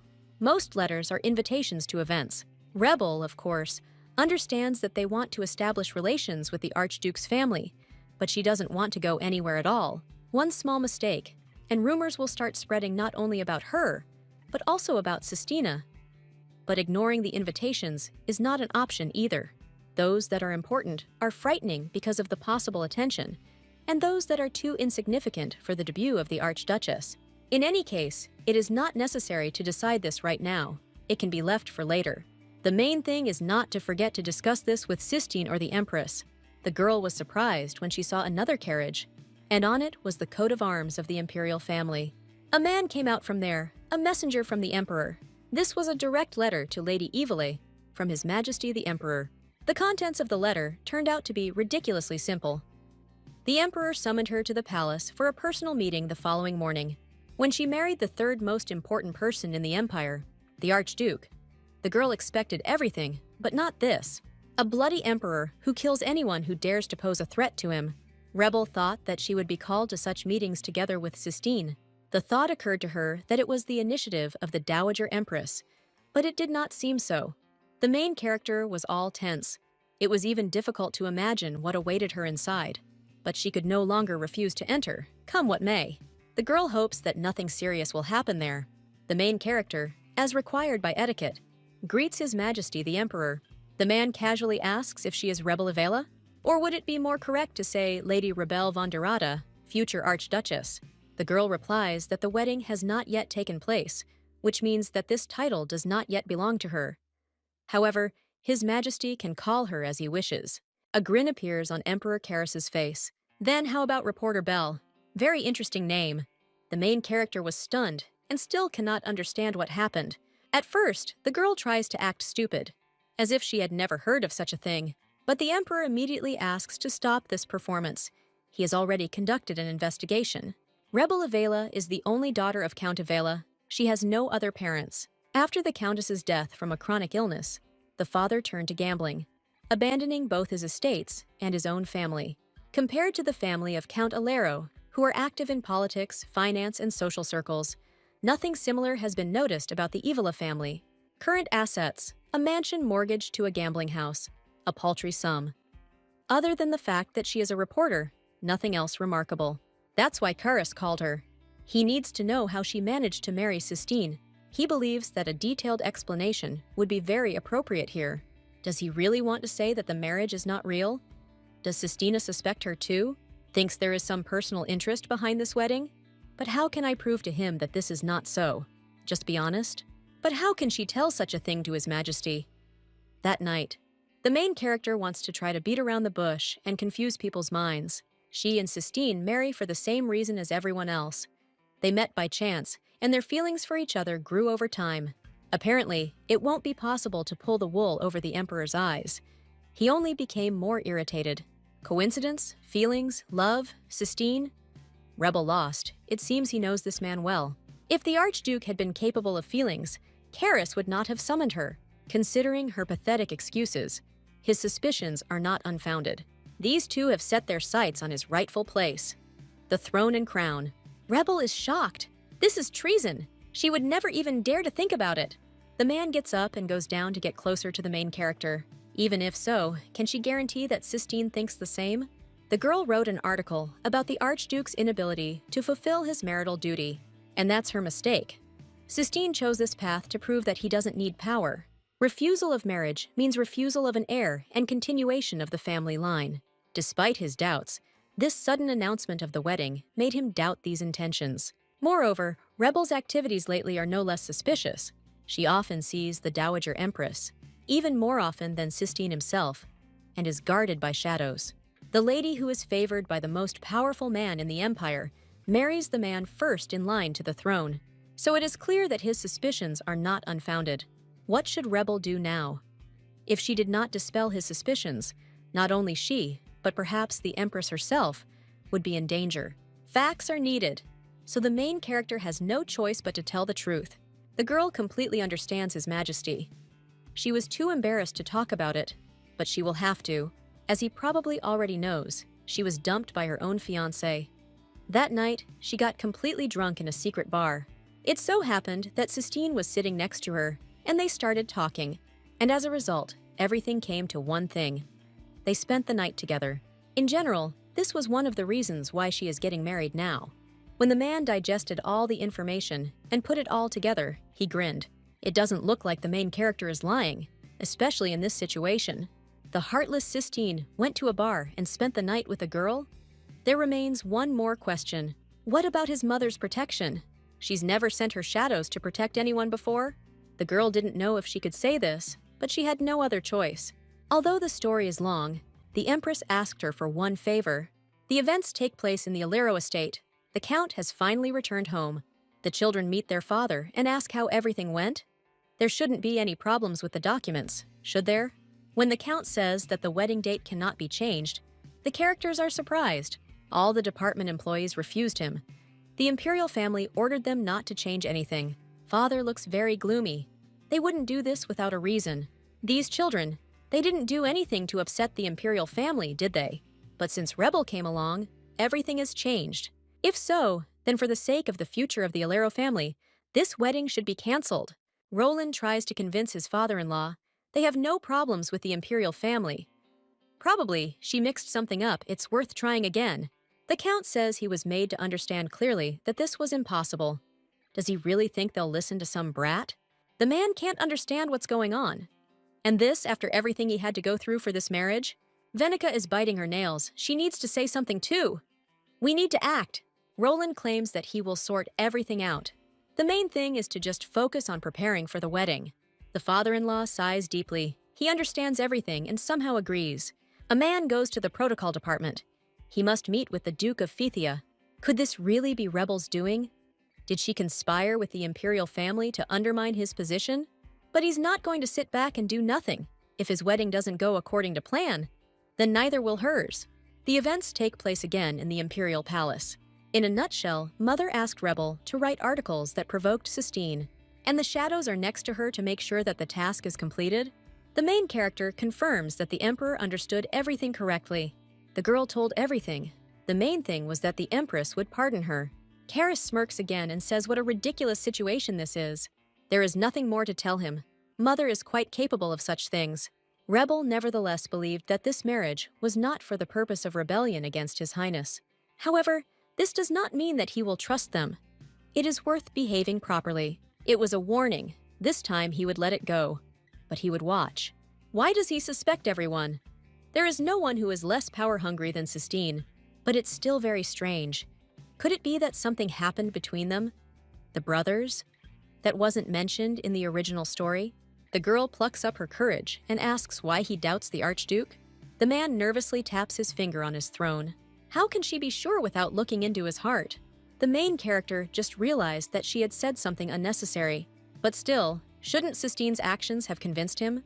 He even swore allegiance to His Majesty and became captain of the knights. Karis replies that people are not always what they seem at first glance. Once upon a time, he trusted your brother, sincerely, just as she does now. The man believed that Sistine was who he saw her to be.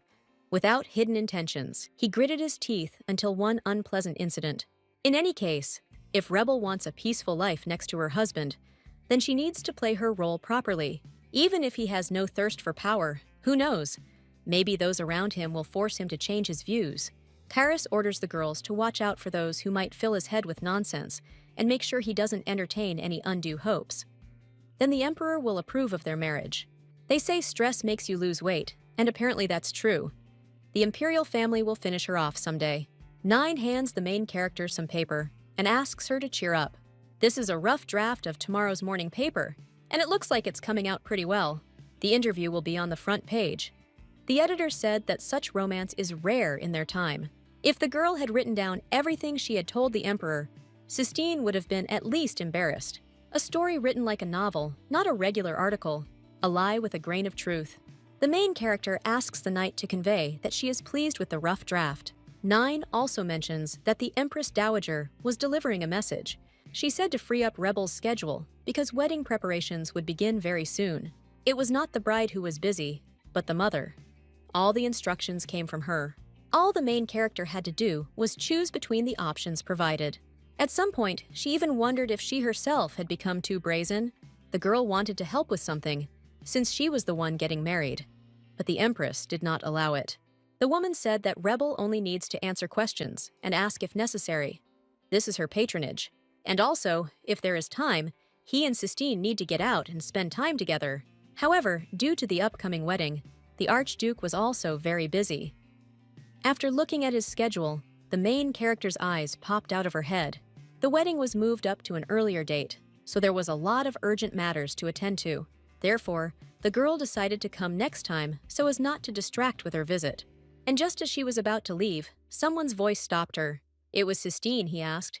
Is Rebel leaving already? In the end, the main character stayed for lunch, and afterward they enjoyed tea. She felt awkward seeing how much he worked.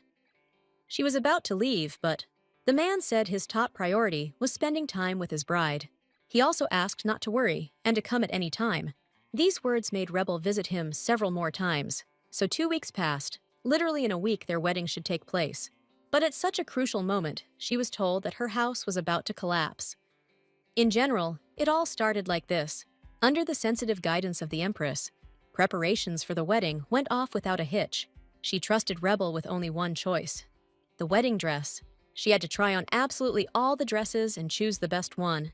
The assistant said that although there were many of them here, this only meant that the Empress's love was boundless. They had to hurry because they also had to choose decorations. A lot of time passed, and it was already deep night. The dress the girl has chosen will be sent before the ceremony, and the rest will be burned. The assistant says that they can't fall into anyone else's hands. Rebel asks to leave them. Why burn clothes that she wore only once? She still wanted to buy a couple of dresses. Let them hang in the wardrobe. But the maid says that there is a problem. This is the only closet in the estate, and there is nowhere else to put the dresses. The main character is very surprised. How is that possible? But then she remembers that her father took out everything that wasn't nailed to the floor. A lady from a romantic fantasy without a wardrobe is a shoemaker without shoes. The girl should still build a separate room for the dress, even though she doesn't really want to spend money on this house. She was very serious, but then a problem occurred. When Rebel asked to tear down the wall between the rooms, she was told it was impossible. The main character almost burst into tears. Are there really problems again? The man explains that the building is too old and, apparently, has not been looked after at all. It's surprising that it's still standing. For safety reasons, it's recommended to demolish it and rebuild it. This news is like a bolt from the blue. How much money will it take? While the revenge girl was thinking about what to do, a man approached from behind. The main character was scared, but the voice seemed somehow familiar. It was the Archduke. He said he would cover all the expenses. It would be worth hiring more workers so that the construction would go faster. The man arrived as soon as he heard that his fiancée intended to start construction. The girl says that she appreciates his concern, but there are too many problems with the estate, especially before the wedding. Then the father intervenes and says that it is absolutely impossible to rebuild. It is forbidden. The main character is confused. Why does it even matter to him? She gritted her teeth. How could he even have the conscience to object?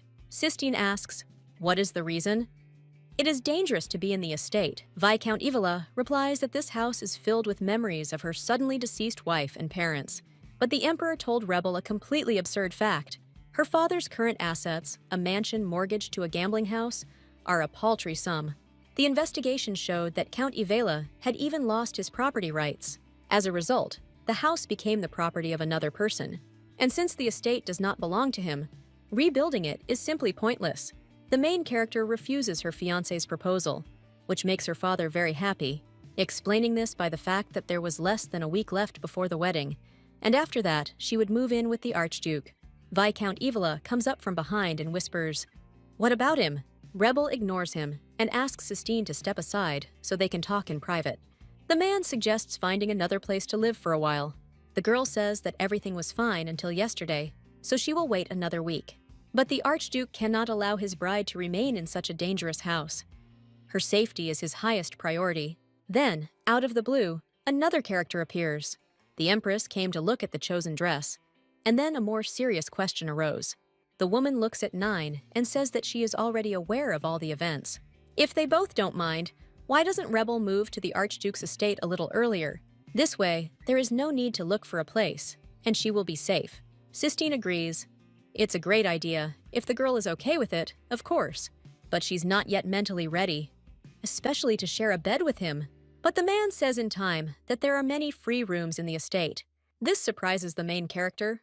What did she imagine there? Since they are not married yet, it is a bit inappropriate, and there is no rush. But if his bride so wishes, they can share a bed without any problems. Sistine is touched by the main character's reaction, and even smiles. As a result, they postponed building the dressing room, and the girl moved into the estate a week before the wedding. Now it's time for Rebel to see her new room. The entire ceiling is decorated with gold, and the chandelier is blinding just from looking at it. Is this really just an ordinary spare room? Everything here is so luxurious. Sistine replies that not really. He couldn't put her in an unprepared room. The man gently takes the main character by the hand. He says this is their future shared bedroom. The girl is silent, unable to say anything. She is confused. A blush appeared on her cheeks and sweat ran down her face. Out of awkwardness, he really wanted to remove his hand, but Sistine did not allow this to happen. Are they really going to share a room already? If it's because of what she said, then don't worry. It was just a slip of the tongue. The man takes a deep breath and says that everything is fine. In his eyes, she becomes more and more charming. And she was so persistent then. They will be sleeping together starting next week. But for now, the room is entirely at her disposal. Sistine will tell you about the duties of the Archduchess after the wedding. For now, she can calmly explore the mansion and get acquainted with the servants. The next morning, the butler came. He greeted the lady and said that from now on, they would serve her faithfully and truly. After Rebel met with the servants, she began to explore the vast domain of the Archduke. It turns out that the estate is designed to withstand attacks from magical beasts. At first, everything seemed cold to her, but now the girl sees that it is quite cozy here. The main character was walking in the garden and heard the voice of her fiancé. And the most important thing that has changed is that the atmosphere around Sistine is becoming much more comfortable and warmer. Without even noticing it, Rebel began to look forward to the days she would spend with him. The rest of the week flew by in an instant. And here it is, the wedding day.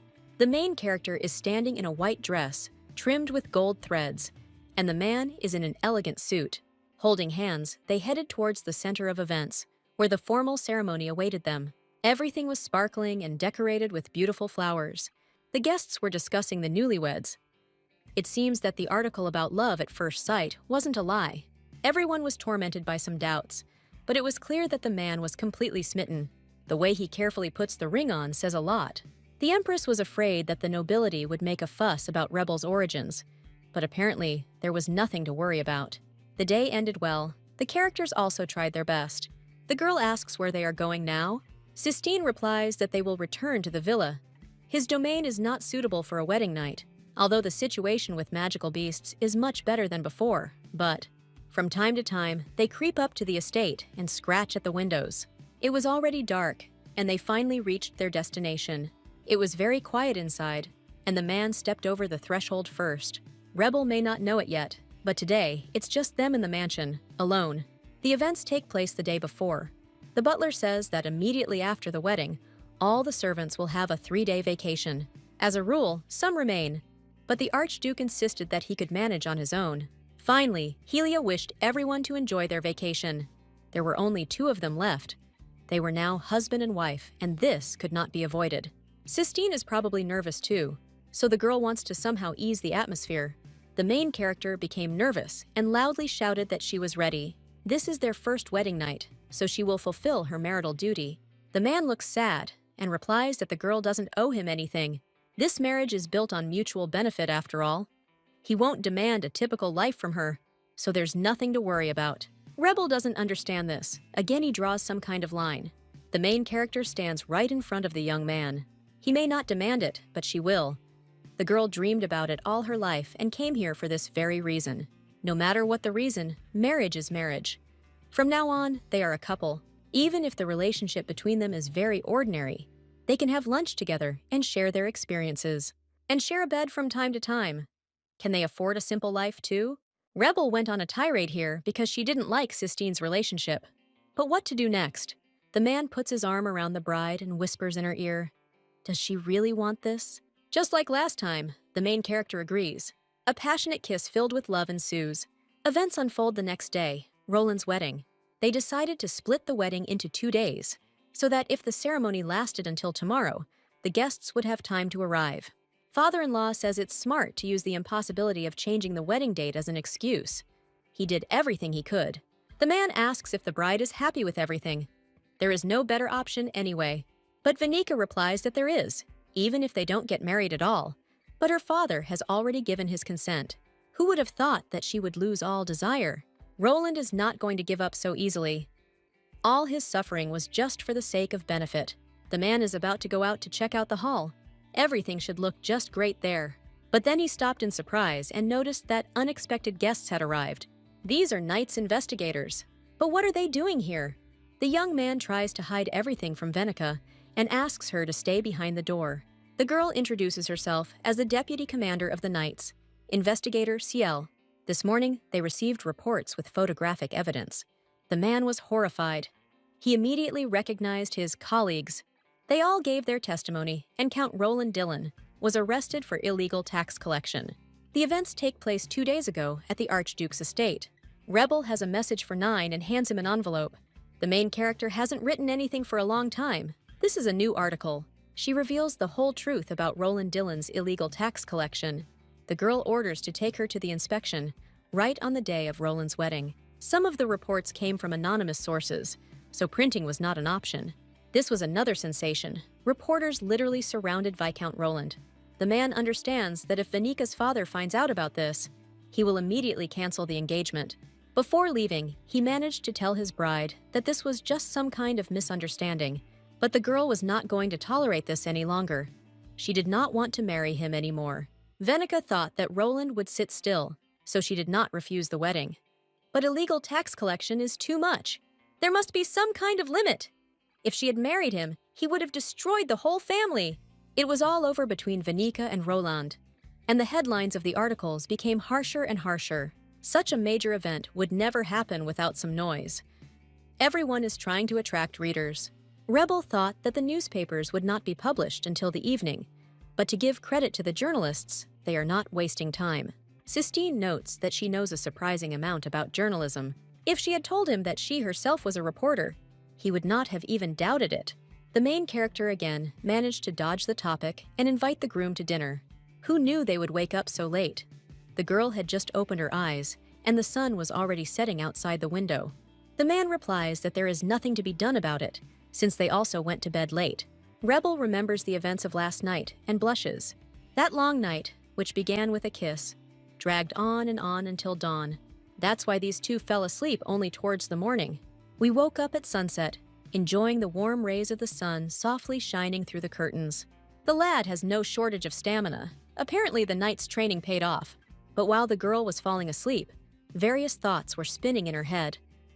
The emperor told her that the reason why Sistine did not want to marry was the desire to prove that he was not aiming for the throne. Rebel still can't understand why he went back on his word. To avoid guessing anymore, she wanted to ask directly. This question caught the young man by surprise. Before answering, he asked her if she liked romantic stories. Sistine said he fell in love at first sight, but the lie was immediately exposed. The main character asks seriously, so she wants an honest answer.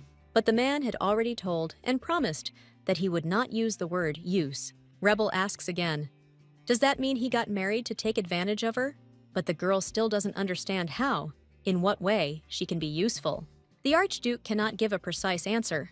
The only thing he can say is that no one else can offer it. She can enjoy power, luxury, fame, and revenge without worrying about anything. A man will give all this because a girl gives something of equal value. Every time Rebel takes a step forward, trying to get closer to Sistine, she has to take 2 steps back. Why couldn't he just say it? If he opened up, she might be able to help somehow.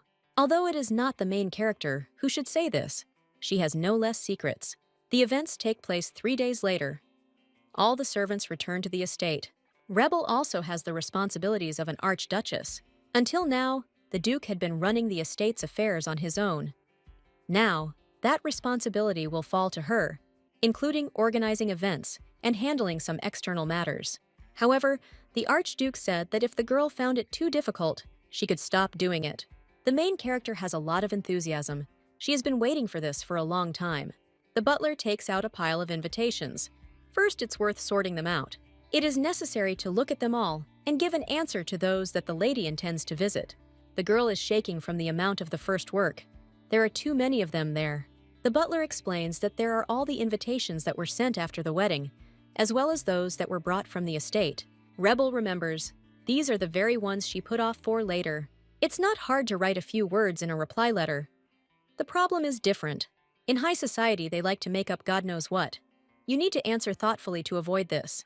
And also, one answer is not enough. It is more important to show up for the invitation. As an archduchess, she should show herself in society. The main character's head started to hurt from thinking about it. But then she saw someone. This is her fiancé. He took the whole box of invitations for himself, after which he began throwing them into the fireplace, saying that they were sent before they got married. There was no need to deal with them, especially when you had a headache. If a girl gets into a tough situation, she should just drop everything. Rebel says she appreciates his concern, but she can't give up just because things are hard. Now she is the Archduke's wife, and she needs to choose an event at which she can make her debut. Here, the main character received an invitation from the Dillons. These people even published an official order.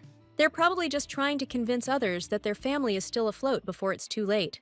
The girl suggests burning this obscene invitation, but the man stops her and still offers to attend the banquet. It doesn't matter where they go, they'll still be whispering in the corners. If they attend a banquet of a high-ranking aristocrat, they will be thought to be seeking power. If they attend an event of the upper crust, they will be thought to be seeking wealth. The Dillons are the best option. This event is already one of the major events in the empire, and the archdukes themselves will be there. Considering that this is the first event after the tax scandal, reporters and nobility will certainly show up. And what's more important, Rebel will be able to show Roland that she can live just fine without him. Even though this invitation was probably written only out of politeness, the characters will still head there. The day of the banquet has arrived. The events take place at the Dillon estate. Roland and his father are struggling to hold the event with the funds they have almost none left. Fortunately, many have accepted the invitation. The butler announces the arrival of a guest, and for a moment the man thinks that this is his bride. But when he hears the name of Archduke and Archduchess Durant, His face immediately darkens. The carriage was already waiting near the entrance. It was too late to take any action. The young man quickly began to descend. He did not believe what was happening. Roland sent an invitation to show politeness, and they actually showed up. But it was true. The main character's dress sparkled and stood out from all the others. Everyone in the room was delighted and couldn't take their eyes off it. The girl greets the host of the celebration, Viscount Roland from the House of Dillon. People began to whisper among themselves.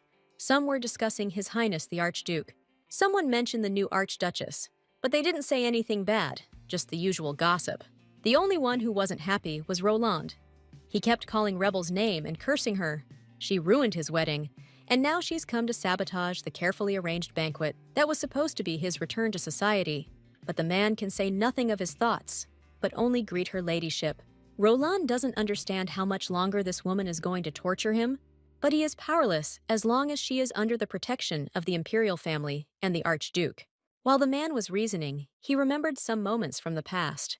He always didn't understand where the main character went so late at night.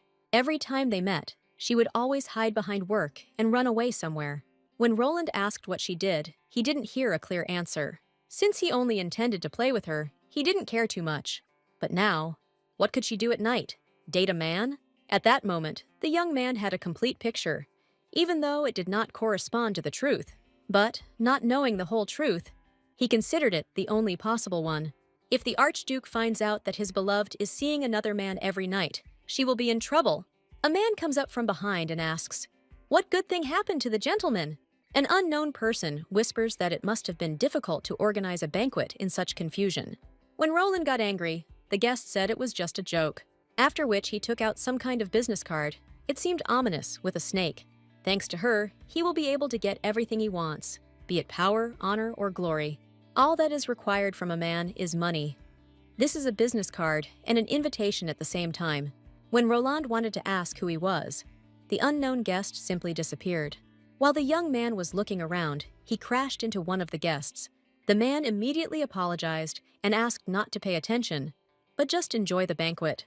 It was 9. He thought that he should tell the lady about Roland's strange behavior. In the center of the banquet hall, servants carry trays with drinks for the guests.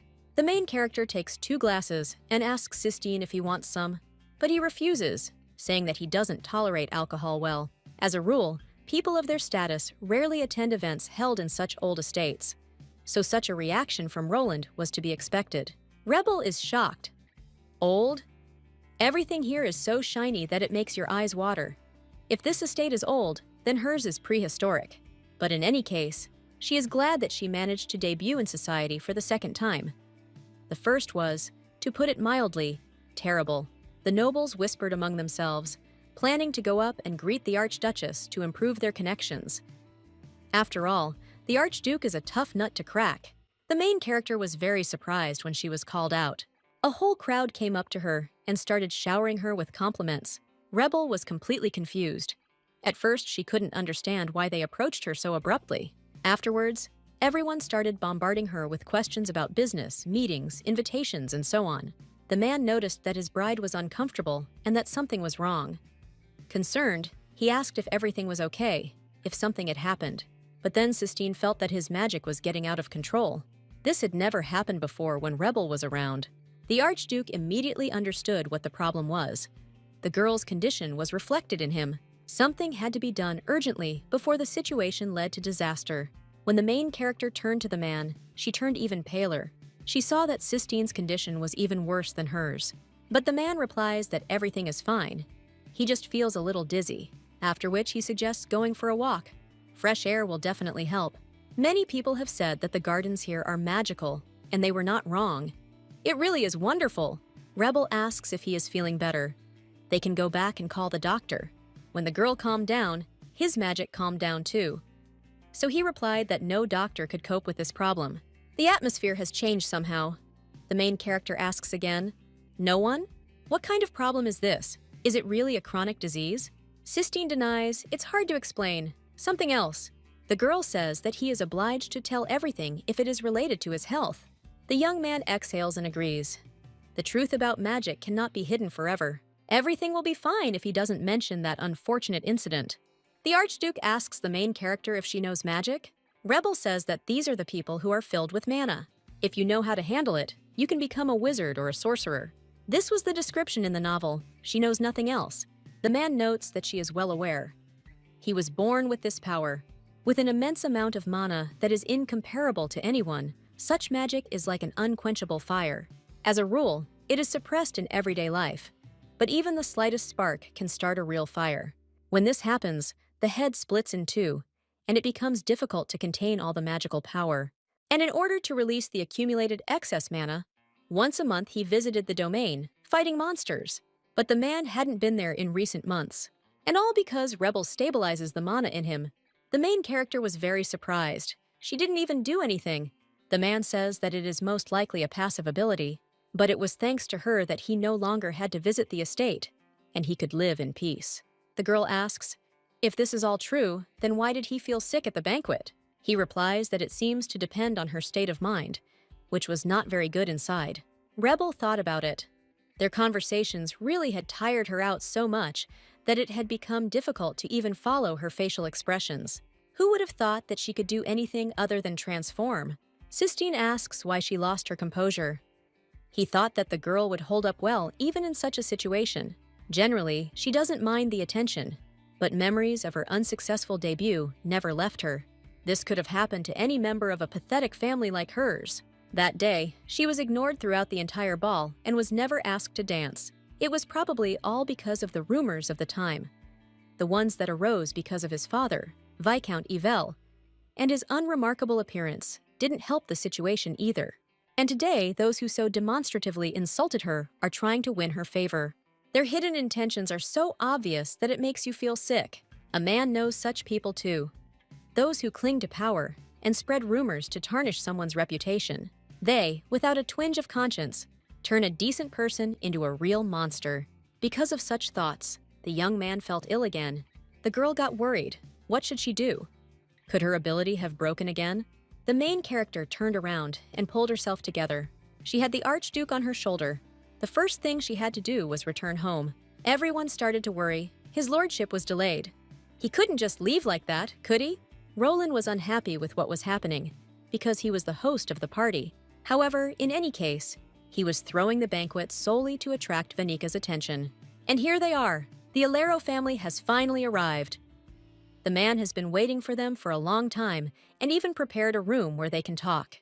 But the proud girl replies that she doesn't want to hear anything. Roland can't understand why he's taking such a tone. Has he disappointed her in some way? Even if he has, they're not going to stop everything right there and then, are they? Vanika got angry. She came to make it clear that they were breaking up. It was over. The guests laugh. He was abandoned in the end. It's natural. Who would want to go down with him? The idea of severing all ties is reasonable. Besides, Roland Dillon also disgraced the Archduchess. Isn't this the most genuine duplicity?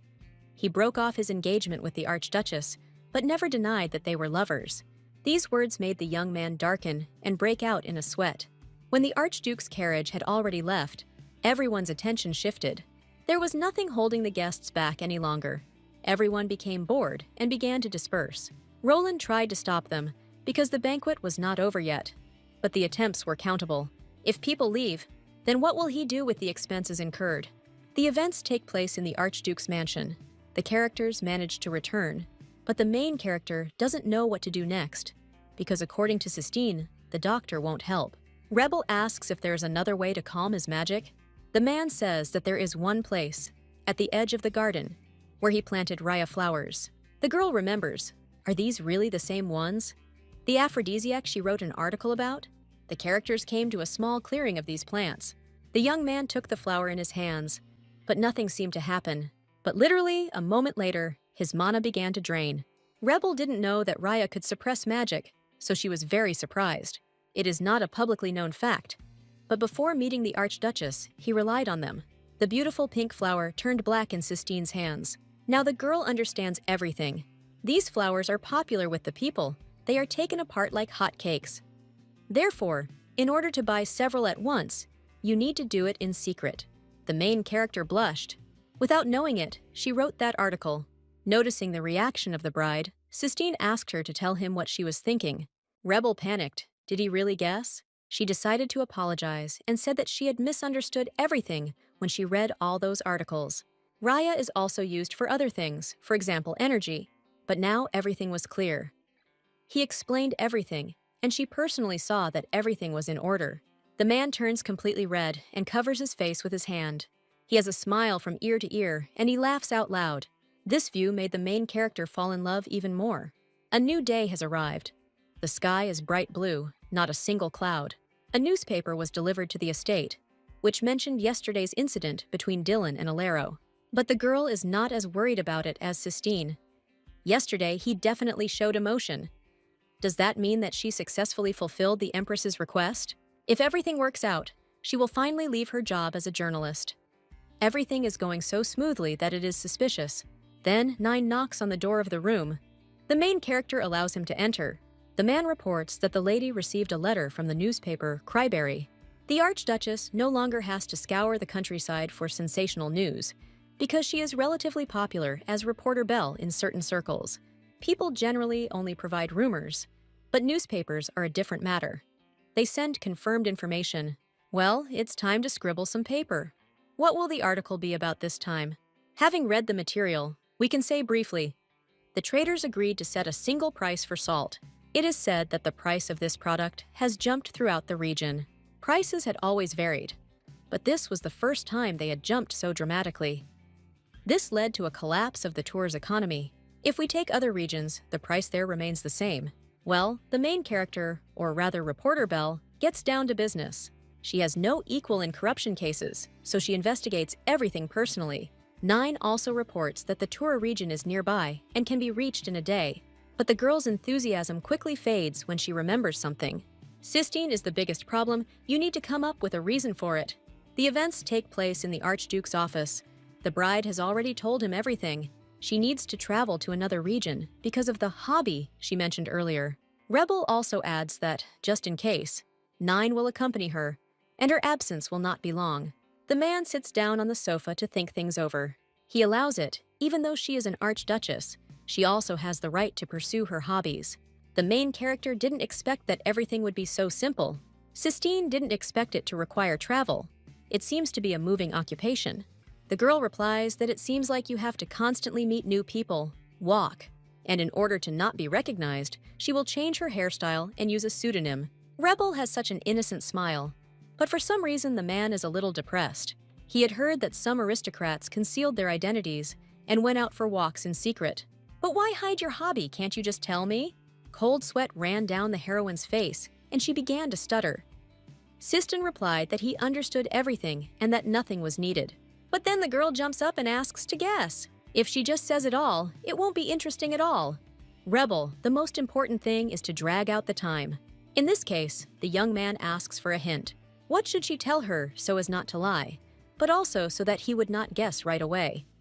The Archduchess decides to answer that she is researching and revealing secrets. There are many things that can be assumed here: archaeological excavations, historical research, treasure hunting, hobby clubs, and so on. The events take place the next day in the same estate. The Archduke is informed of a recent patrol where nothing strange or suspicious was noticed. All the man's thoughts are filled with yesterday's conversation, the revelation of secrets. What could it be? Sistine replies that this information is quite sufficient. Now, they and the head of the night investigators, Ciel, should move on to the matter of the incident. Sistine is the lead investigator. He asks how surveillance of the Dillons' properties is going after the scandal. They tell him that everything is now under control and has returned to normal, and Roland has become quiet. So the big question is, did they find out who provided the information about the incident? The man is referring to the report and photographs that led to many articles being written. Ciel tried to find out everything, but the only clue they have is that the report was passed anonymously to the guard post. There are no noticeable distinguishing features in the handwriting, so it is extremely difficult to identify the author. And yet, judging by the writing style, one can assume that the author has written similar documents before. In addition, he knows how to use a magic camera. From this, we can conclude that the report was written by someone who makes a living in a similar way. The work of an informant is a kind of assistant. People directly connected with the activities of the Investigators Guild. Absolutely anyone, of any age and gender, can become one. For a certain reward, they provide information. When the man looked at the documents, it seemed as if this informant had conducted his own investigation. Here the young man remembered the words of his bride and began to think. This is not related, right? Many hobbies are active. Sistine asks if Ciel has met the Archduchess in person and receives an affirmative answer. In that case, does she think Rebel could be that assistant? The girl replies that this is unlikely. At least, as far as she knows, she has not provided information to the night investigators. The Archduke seemed to have been hit on the head and awakened from his thoughts. However, many assistants still do not reveal their identities. Even if she were one of them, no one would know. If Rebel really was an assistant, that would explain a lot, like the fact that she had a job, but there was no mention of it in the newspaper, or the fact that the members of the investigation guild couldn't find her last time, and also adding that she hid everything until the very end, and her hint. The puzzle finally came together. From now on, Sistine will not investigate the identity of the informant in this case, explaining that he initially intended to offer him a position as an investigator, but that was no longer relevant. The man is not sure whether his fiancée is the informant, but in any case, he would like to avoid trouble. Since this was the hobby she wanted to pursue, even as an archduchess, he would pretend for now that he knew nothing. The events take place the next day near the Archduke's mansion. The manager is extremely surprised. The lady, of course, mentioned that this is her hobby, but such a carriage and appearance, with all due respect. But she is an archduchess. Halia remembered the words of his lordship. He asked not to ask questions and just support. The maid simply bows and says that there shouldn't be any problems since the region is close. And the shades of Her Majesty always accompany Rebel. The main character thanks for understanding and asks not to worry. Well, they set off on their journey together again with 9. The knight asks, what are her ladyship's plans? At the moment, the girl is thinking about digging under the traders. Some of them decided to monopolize the sale of salt and entered into a price conspiracy. First, we need to deal with them, and then with those who supported them. Price fixing is not easy even for those at the top of the trading chain. Even their lord turns a blind eye to it. In addition, they would have to somehow limit the import of goods from other regions. They definitely have aristocrats behind them who get their share of this. 9 says that the lady is truly amazing to figure everything out so quickly. But unlike Dylan, it will be much more difficult to catch these people red-handed. It is unlikely that even the merchants themselves know who these aristocrats are. Besides, when important figures try to hide something, the case will not be closed in 2 counts. The investigation began with doubt and uncertainty. The main culprits were the traders from Tilla and Nia. This was relatively easy to find out. But here are the proofs and reasons. Even shadows couldn't help here. The one-day trip lasted several days. If it weren't for the Archduke's visits, Rebel would have rented a room nearby and finished much faster. The servants did not suspect anything, and upon arrival, they did not have to explain their sudden disappearances. And Sistine himself began to drive her out of the house. The girl is surprised by this. Is he just watching because she asked him to guess? Had the man figured it out? But whatever the case, she should finish the job as soon as possible. Dragging things out even longer is not an option at all. But it was only the calm before the storm. As much as she wanted things to be calm, it certainly wasn't. All the characters are very tired during this time. The lady wishes the shadows a good rest. Tomorrow they will be on the road again. Rebel was wondering if Sistine was sleeping. He had been coming home from work early lately. But then the main character notices something strange ahead. The field of raya flowers was completely dried up. They all withered. Horror appeared in the girl's eyes. What happened here? Yesterday everything was fine with them. Could it be that the Archduke has become ill again?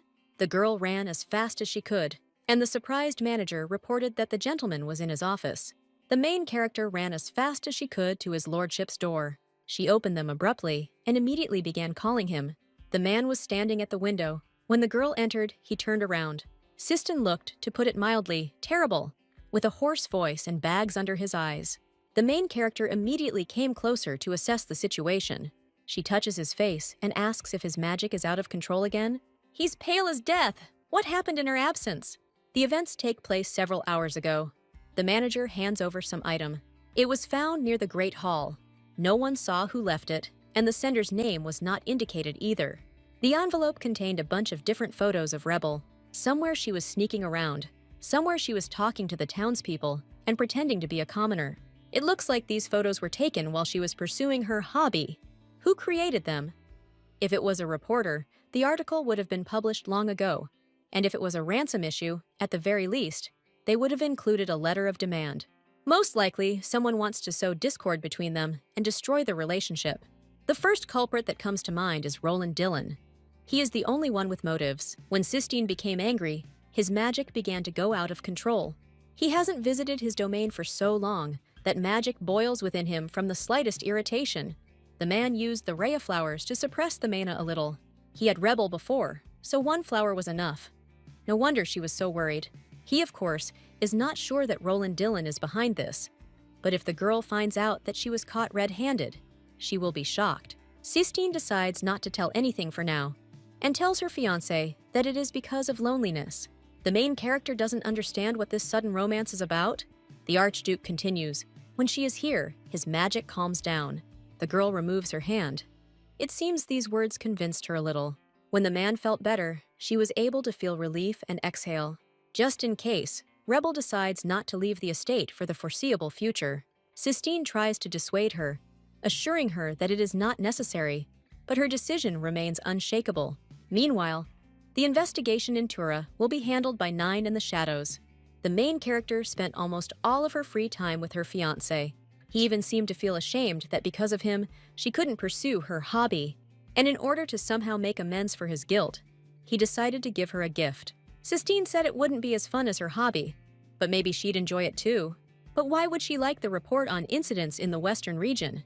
The man says that he has selected the documents that she can look at, so there is no need to be shy. He seemed to think that her hobby was somehow connected with investigations and crimes.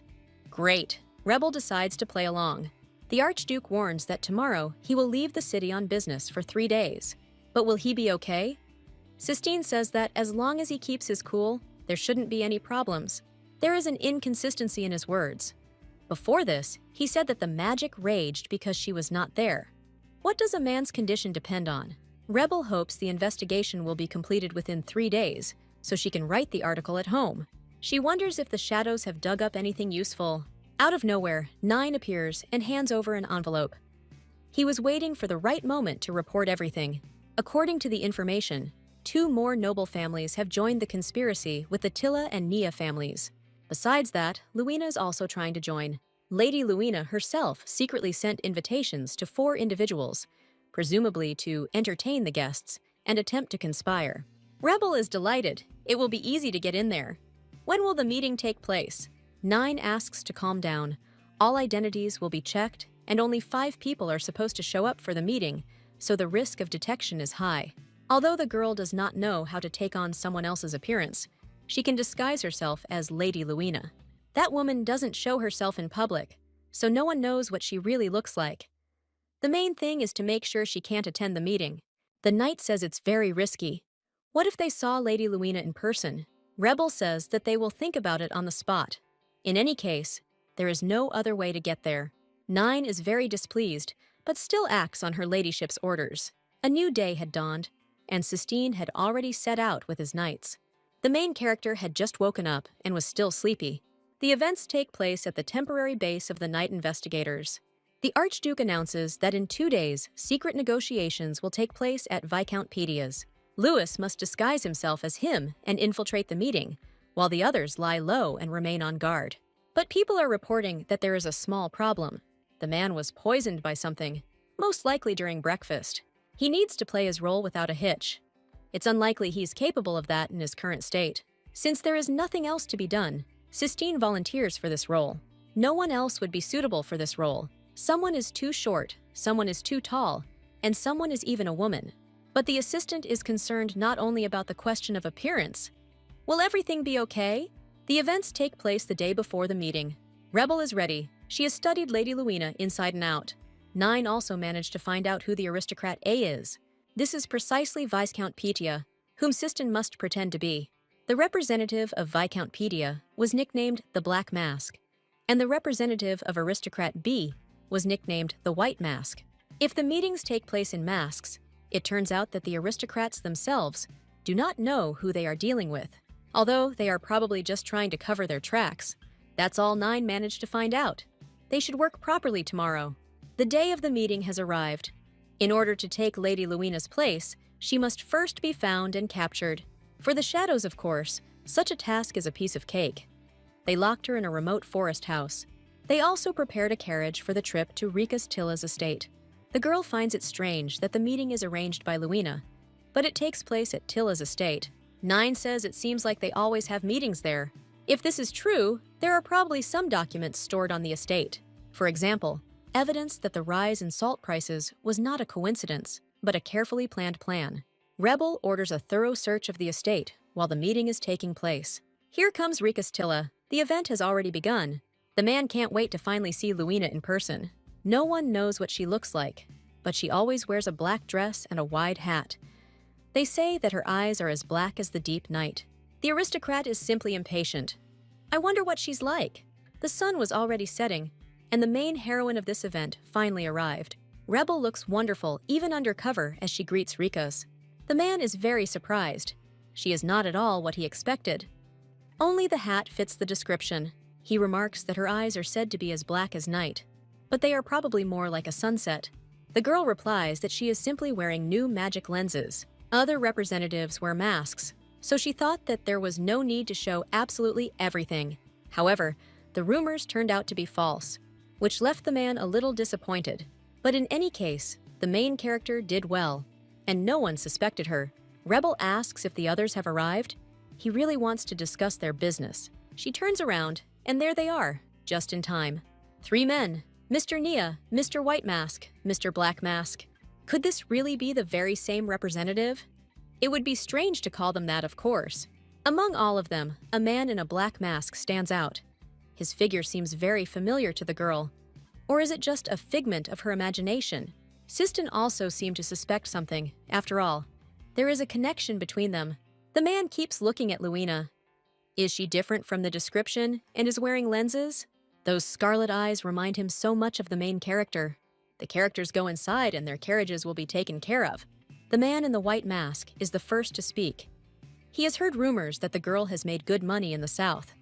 How did she manage to increase her sales so much? Rebel replies that compared to the gentleman, her sales are insignificant. In part, she was just lucky. It seems the conversation is going well. Although Sistine already knew about the white mask's profit, so he's going to add something about the deal in the South.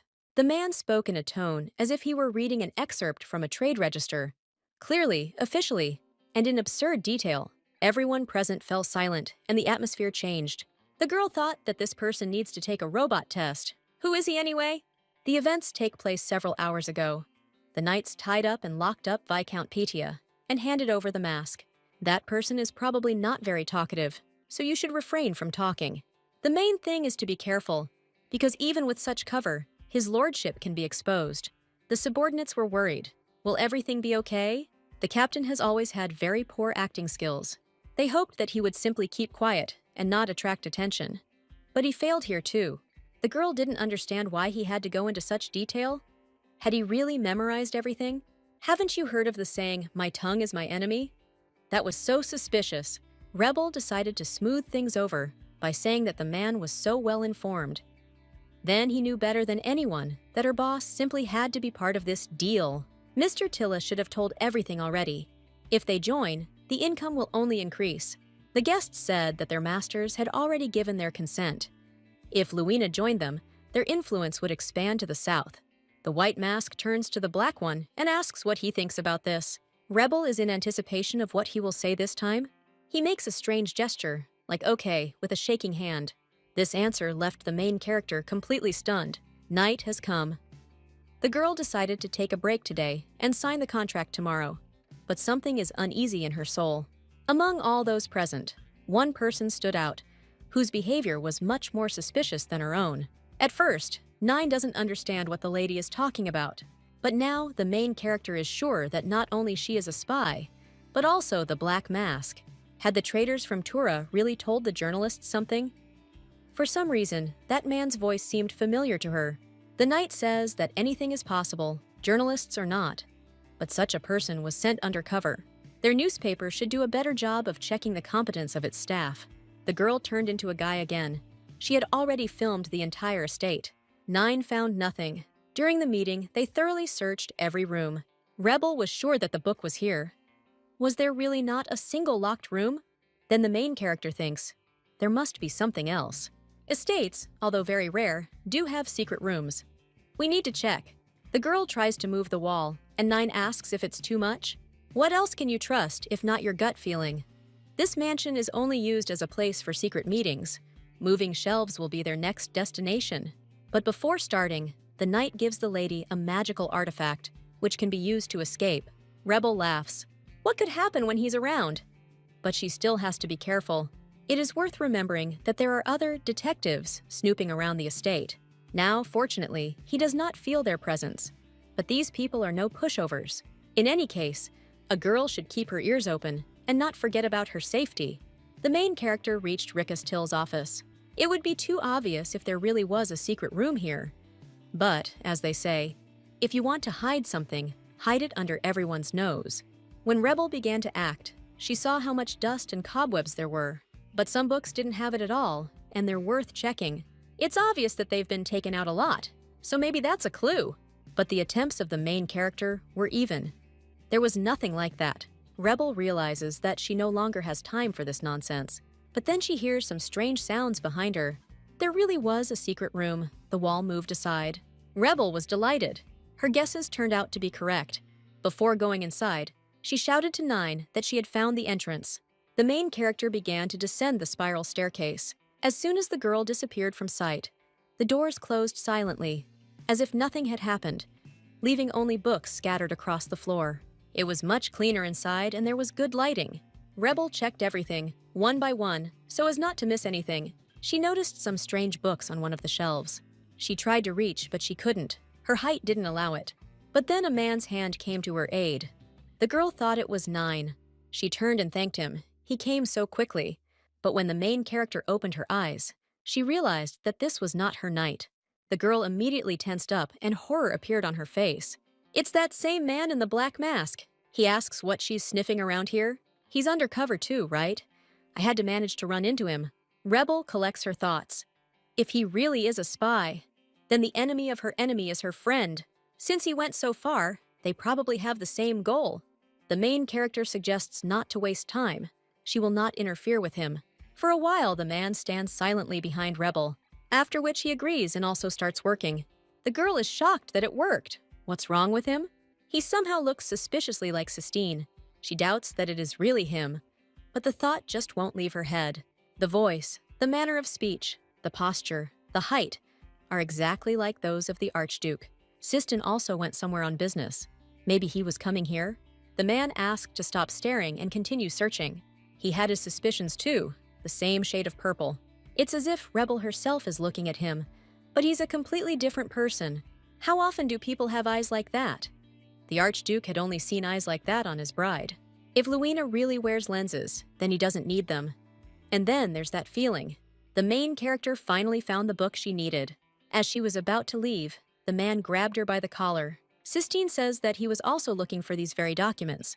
At first, Rebel didn't want to give it up, but she was threatened. She agreed to give it to him, but first, she had to take a photo. The Archduke replied that now was not the best time. He heard some sounds from above, which made the girl even more wary. The bookshelf began to move, and guests were heading towards them. The man was shouting at the top of his lungs that someone had broken into the estate and that the trespassers needed to be caught. The characters needed to do something urgently before it was too late. Little by little, there are more and more guards, and they are serious. Sistine says if they stay here even a little longer, they'll get caught. So photos later, Rebel doesn't understand where they should go. There's no other way out. Everything went dark here, and at first she couldn't understand why. Then I remembered that this meant that the transformation would end in 3 minutes. The man calls out to her and warns that if he continues to pierce her, he will be left alone. Of course it's not the right time, but the main character still has a little time. Rebel is determined to get out alive and uncaught, so let's go. She asks what their plan is if there is only one way out. Sistine accumulates magic and answers that it means it must be done. He has a very serious face. He is getting ready, after which it releases a powerful stream, causing many fragments to fly apart. The wall was completely destroyed, and a beautiful night sky was visible. Now the main character is sure that Sistine is standing in front of her. Rebel asks to wait.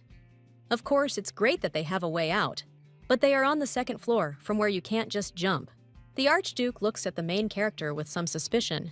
Well, in any case, they have no other choice. They won't die anyway. They'll just break a couple of bones. The girl is very scared. She gathers her strength. But the man, on the contrary, is eerily calm. But they succeeded. During the flight, Rebel thought that the main thing was to survive. To survive. At first glance, everything was fine with the characters.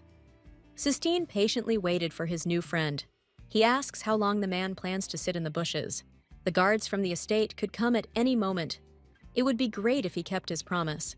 The main character is only happy, but the appearance has disappeared. Only her cloak saved her. Still, there's no point in wasting time.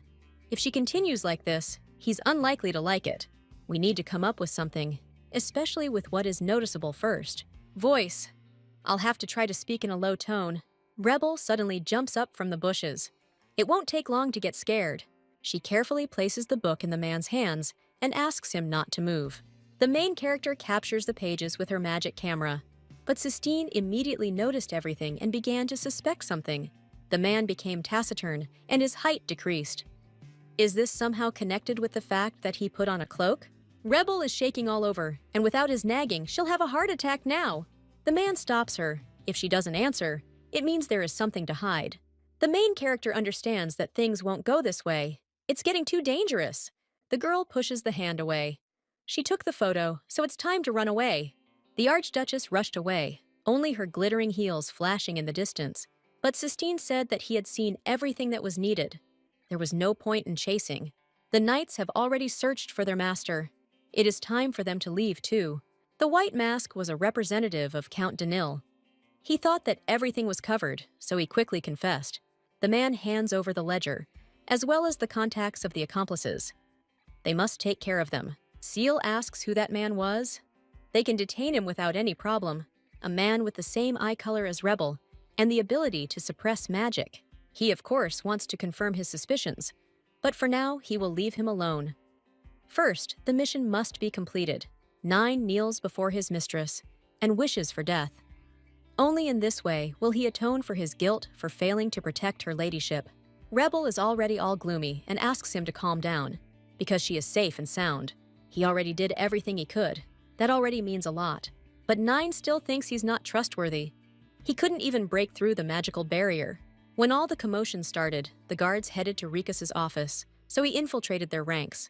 At one moment, everything thundered, and the knight could not take another step.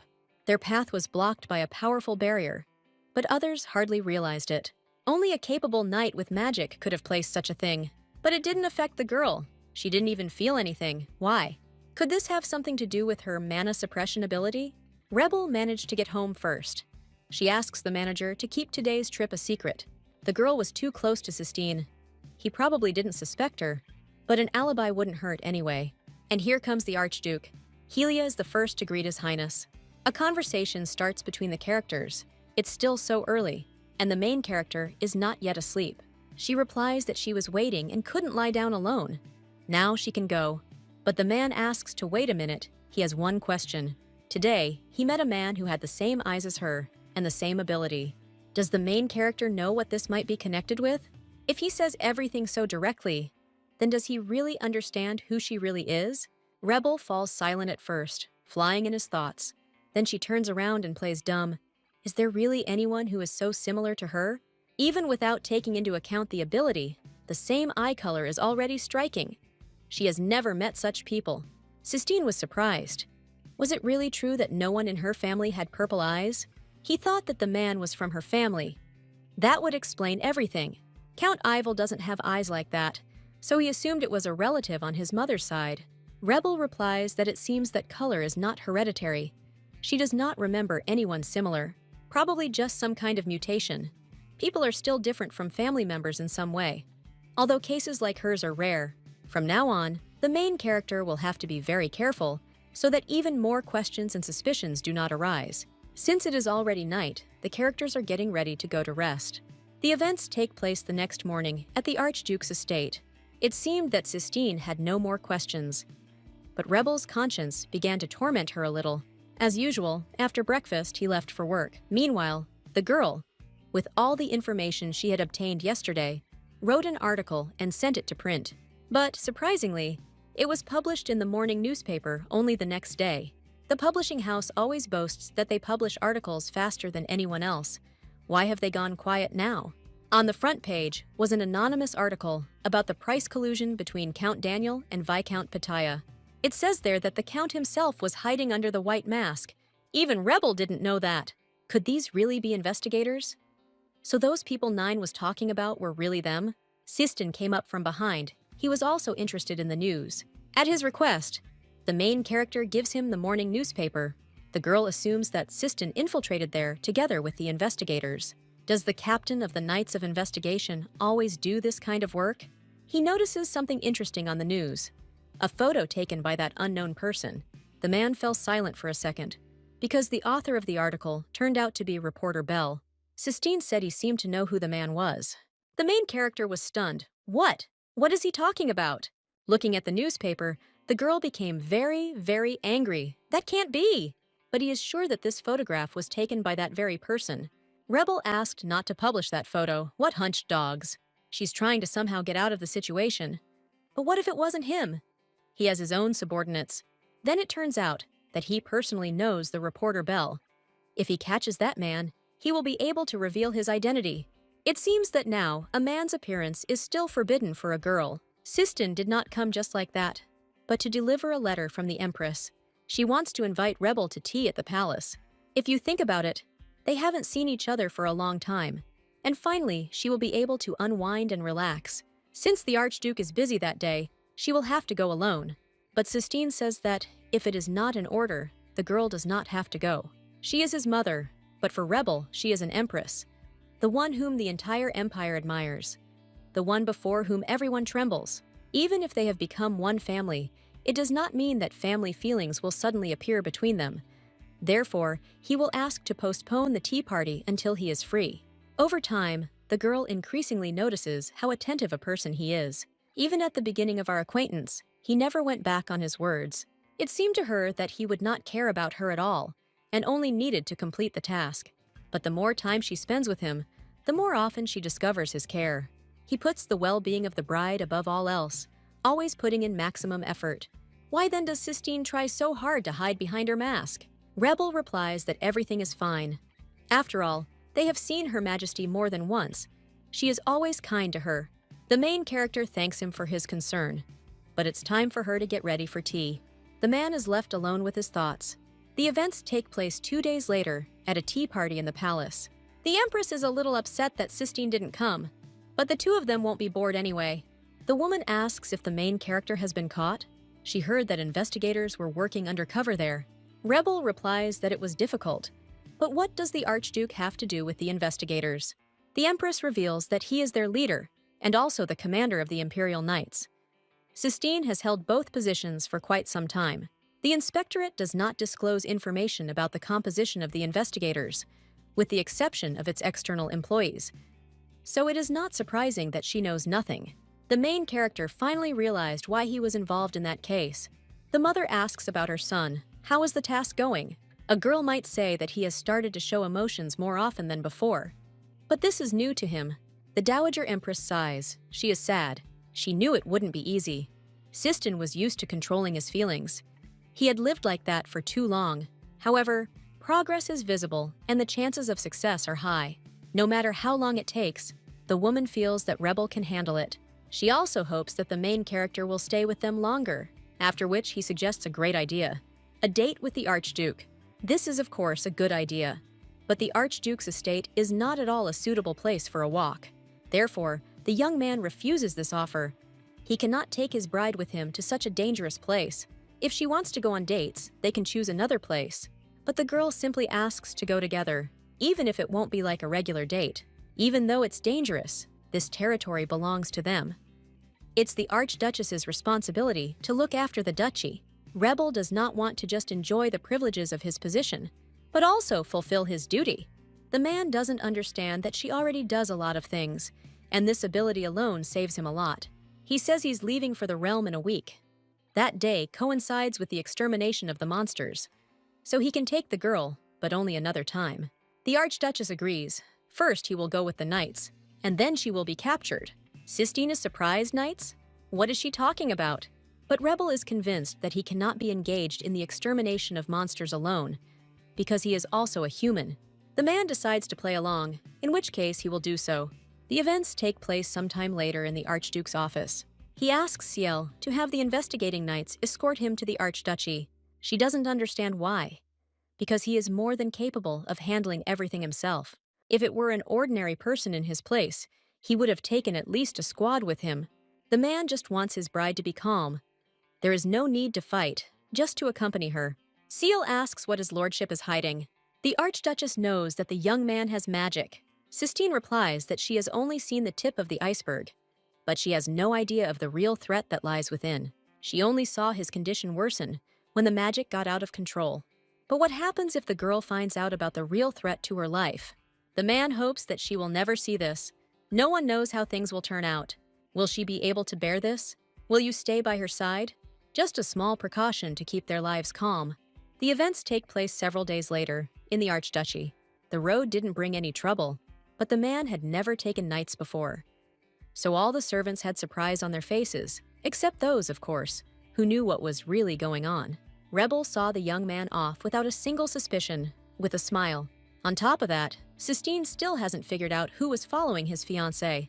He's planning to kill two birds with one stone on this trip. Ciel just found out who was the culprit of that incident.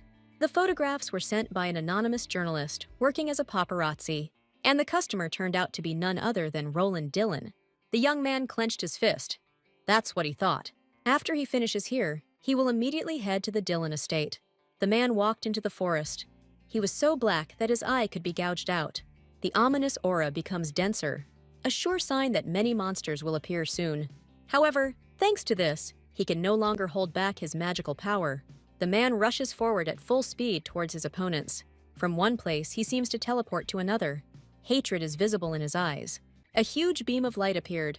It scared all the birds if they were able to fly away. It's evening, and the events are taking place at the Dillon estate. One of the servants brought dinner, but the master decided to throw the plates around. An angry Roland asks if it's not clear that he's not in the mood for a meal right now.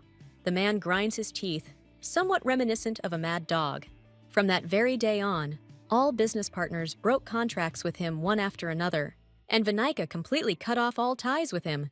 It's all because of the main characters. Because of them, the aristocrats hated him. Roland believes that he is not guilty of anything, but looks very pathetic from the outside. The maid runs into the room, panicked, and calls for the young master. She reports that His Grace, Archduke Duranta, has arrived. The man asks with a smile what brought Sistine to his humble abode. But then his gaze becomes worried. He tensed up. All the young man's clothes were stained with blood. Roland asks what happened. He will prepare a replacement suit immediately, but his lordship asks not to strain himself. He does not intend to appear in a proper form in front of someone who dared to interfere in his wife's personal life. The aristocrat's face darkened, and sweat appeared on his face.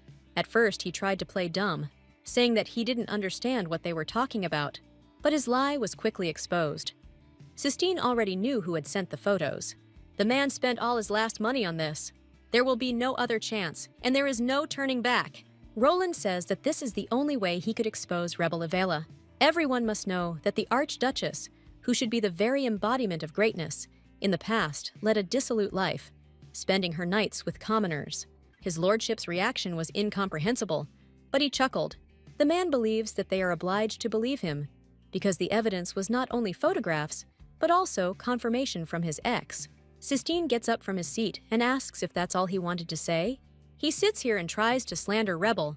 If the Archduke continues to listen to this, he will no longer be able to answer for his actions. Roland doesn't understand what the problem is. He's just telling the truth. His Highness is becoming more and more irritated by this. The magic is getting out of control. The aristocrat asks to think about it. Rebel is dressed like a commoner and is wandering around God knows where. And it's closer to evening. What could this mean if not betrayal? The young man's eyes are filled with hatred again as he orders Roland Dillon to shut up. There is a huge explosion, and debris flies everywhere. The estate was reduced to pieces, but the man remained unharmed. He didn't even immediately understand what had just happened. His lordship stood before him. He seemed wild, like a beast. But despite his anger, Sistine still retained his sanity. But if he dares to defile Rebel with his filthy mouth again, did Roland really believe that he would believe him, and not his wife? The Archduke warned that if he approached her again, the next time the fate of his estate would befall him too. The aristocrat fell to the floor from fear and helplessness. It was hard to believe that a person could destroy half a building with one blow. Roland is shaking all over and thinks he is a real monster. The events take place the next day. Rebel is going to attend a banquet to dispel the closed image of the Archduke's family. From the footsteps, it was clear that someone had returned to the estate. The manager confirmed that it must be his lordship. The main character immediately rushed to the door to meet her beloved. But the man was completely exhausted and literally collapsed onto her shoulder. Seal was there all this time. That was the only way he could return safely. The girl and the servants carried the young man to his chambers. A bright ray of sun fell on Sistine. He finally opened his eyes. Rebel is glad he woke up. It must be hard to fight monsters. She says that he returned in the morning, and now the next day has arrived, which means he slept for about 20 hours. Sistina was very surprised by this figure. Was everything really that bad? But it seems to be true, because he still feels tired. The girl had already read the news, where her fiancé had caused a real stir. The articles were published very quickly, saying that half of Dylan's estate had been blown to smithereens. The deputy head of the investigators reported that the man went there because of her. Why didn't the Archduke say anything about the photographs earlier? But he didn't want Roland to disturb her in any way. Rebel thanks her, of course, but he personally intervened and even used magic.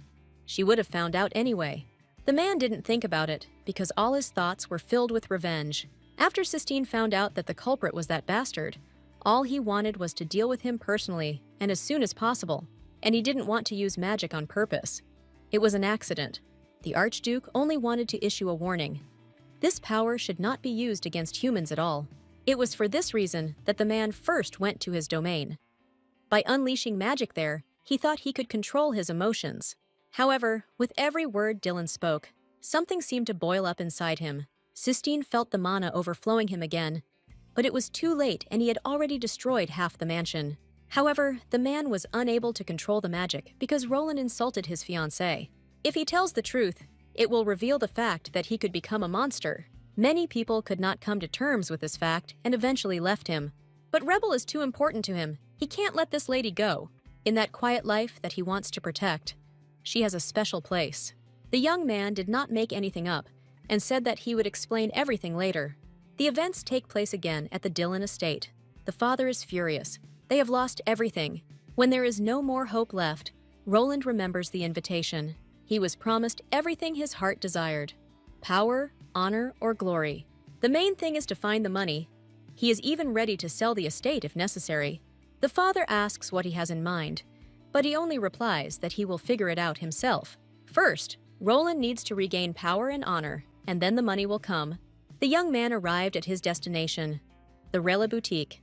Inside, everything seems ordinary, an unremarkable place for aristocrats. Delena is met by a young blonde. She is happy to welcome the guest. It seems that the girl was waiting for this man and will gladly take him underground. The man was a little scared, but there was no other choice. He opens the door and begs fate to bring some luck into his miserable life. But luck and bad luck are two sides of the same coin, aren't they? There were a lot of people inside, all of them gambling. Roland was shocked. What? Is this really a regular casino? He clearly didn't expect this. How could he fall for this? Someone called his name, and the frightened young man turned around. This was a man to whom he owed quite a large sum. Roland tries to justify himself. He didn't come to the casino because he has money. But the man takes him by the shoulders and replies that it's okay. He doesn't have to return anything at all. In exchange for helping the boy, the owner of this place did him a great favor. So we can consider them even. Better to continue the conversation elsewhere. The events take place in the Archduke's estate. It is already evening. It turns out that Roland caught Rebel red-handed, and Sistine, having learned about this, went straight to him and destroyed the estate. The main character is happy. One could say that she has become dear to this man. But if you remember, he said that when it comes to her revenge, it's his business too. The Archduke also mentioned that he did not release the magic on purpose. The girl feels that it is becoming increasingly difficult for him to control himself. If she wants to discuss this with him, she will have to approach the issue delicately. Rebel can only watch from the sidelines, but she so wants to help. It was time for the main character to go to tea. It distracted her from her thoughts. Before that, she changed her clothes and put on beautiful jewelry. Helia emphasized that Her Majesty knows perfectly well how to decorate a girl's outstanding appearance. But recently, something has started to bother Rebel. She has been attending more and more events. The Archduchess often wears things given to her by the Empress, and therefore has attracted a lot of unnecessary attention. She's trying her best to get used to it, but something is unsettling to her. At this rate, all this will lead to anger, hatred, and suspicion of the Emperor. Helia began to worry because it seemed that Her Grace was not feeling well, but the main character quickly pulled herself together. Sooner or later, they would stop paying so much attention to her. At tea, Her Highness's gifts were mentioned again, but Rebel's composure was 100%. A week later, at a banquet at the Marquis of Berlin, it dropped to 60%. These people always mention the Empress and praise her taste. 10 days later, the main character had almost no strength left. The girl came home and decided that she had enough of these gatherings. But if she stopped going to events, people would start talking nonsense. Sistine replies that this is just how high society is, and if she is tired, she can rest without any problems. Rebel thinks about spreading a rumor about her illness, a fairly simple way out of the situation. She also remembers the trip to his domain, but the man replies that he has a lot to do now, next time. A little upset, the girl wished him good luck and was left alone. Things are relatively calm in the Empire these days, but Sistine still has a lot of work to do. Anything can happen. You could even say that something is bound to happen, so the main character should follow the events in the Empire. A good newspaper will definitely clear your head and help you unwind. But when she read the title, she was very surprised. Roland Dillon, whose end was just around the corner, is returning to his former glory. The events take place a month ago in the underground of Rayla. Roland came here thinking that this was his last chance. But here, he found an opportunity that only comes once. On his very first day here, not only was his huge debt forgiven, but he was also able to make friends with high-ranking aristocrats. There, everyone was equal. Aristocrats called a man family and were ready to lend a helping hand. Roland is happy. They really did return his money, power, and honor. After all, he made the right choice. Then a young brunette comes up and says that the gentleman is waiting for him. The man immediately starts to fuss. Does he really want to meet in person? The owner of a boutique, with whom only those he personally summons are allowed to meet. Roland had come to the boutique countless times, and now suddenly a personal meeting? An unknown person, who is the leader, greets Dillon. Seeing the gentleman's face, the man became very confused. He, of course, expected to meet an important person, but he did not assume that it would be the cousin of the current Archduke, Duke Pill. The aristocrat asks to relax. This is not their first conversation. Once Roland had settled himself comfortably, it was time for the long-delayed conversation. Dillon incurred the hatred of the Archduke and the entire imperial family. Pill does not intend to blame him for anything, rather, on the contrary, to pity him. The young man had to go through so much, so the leader has an interesting proposition. Would Roland like to join him in order to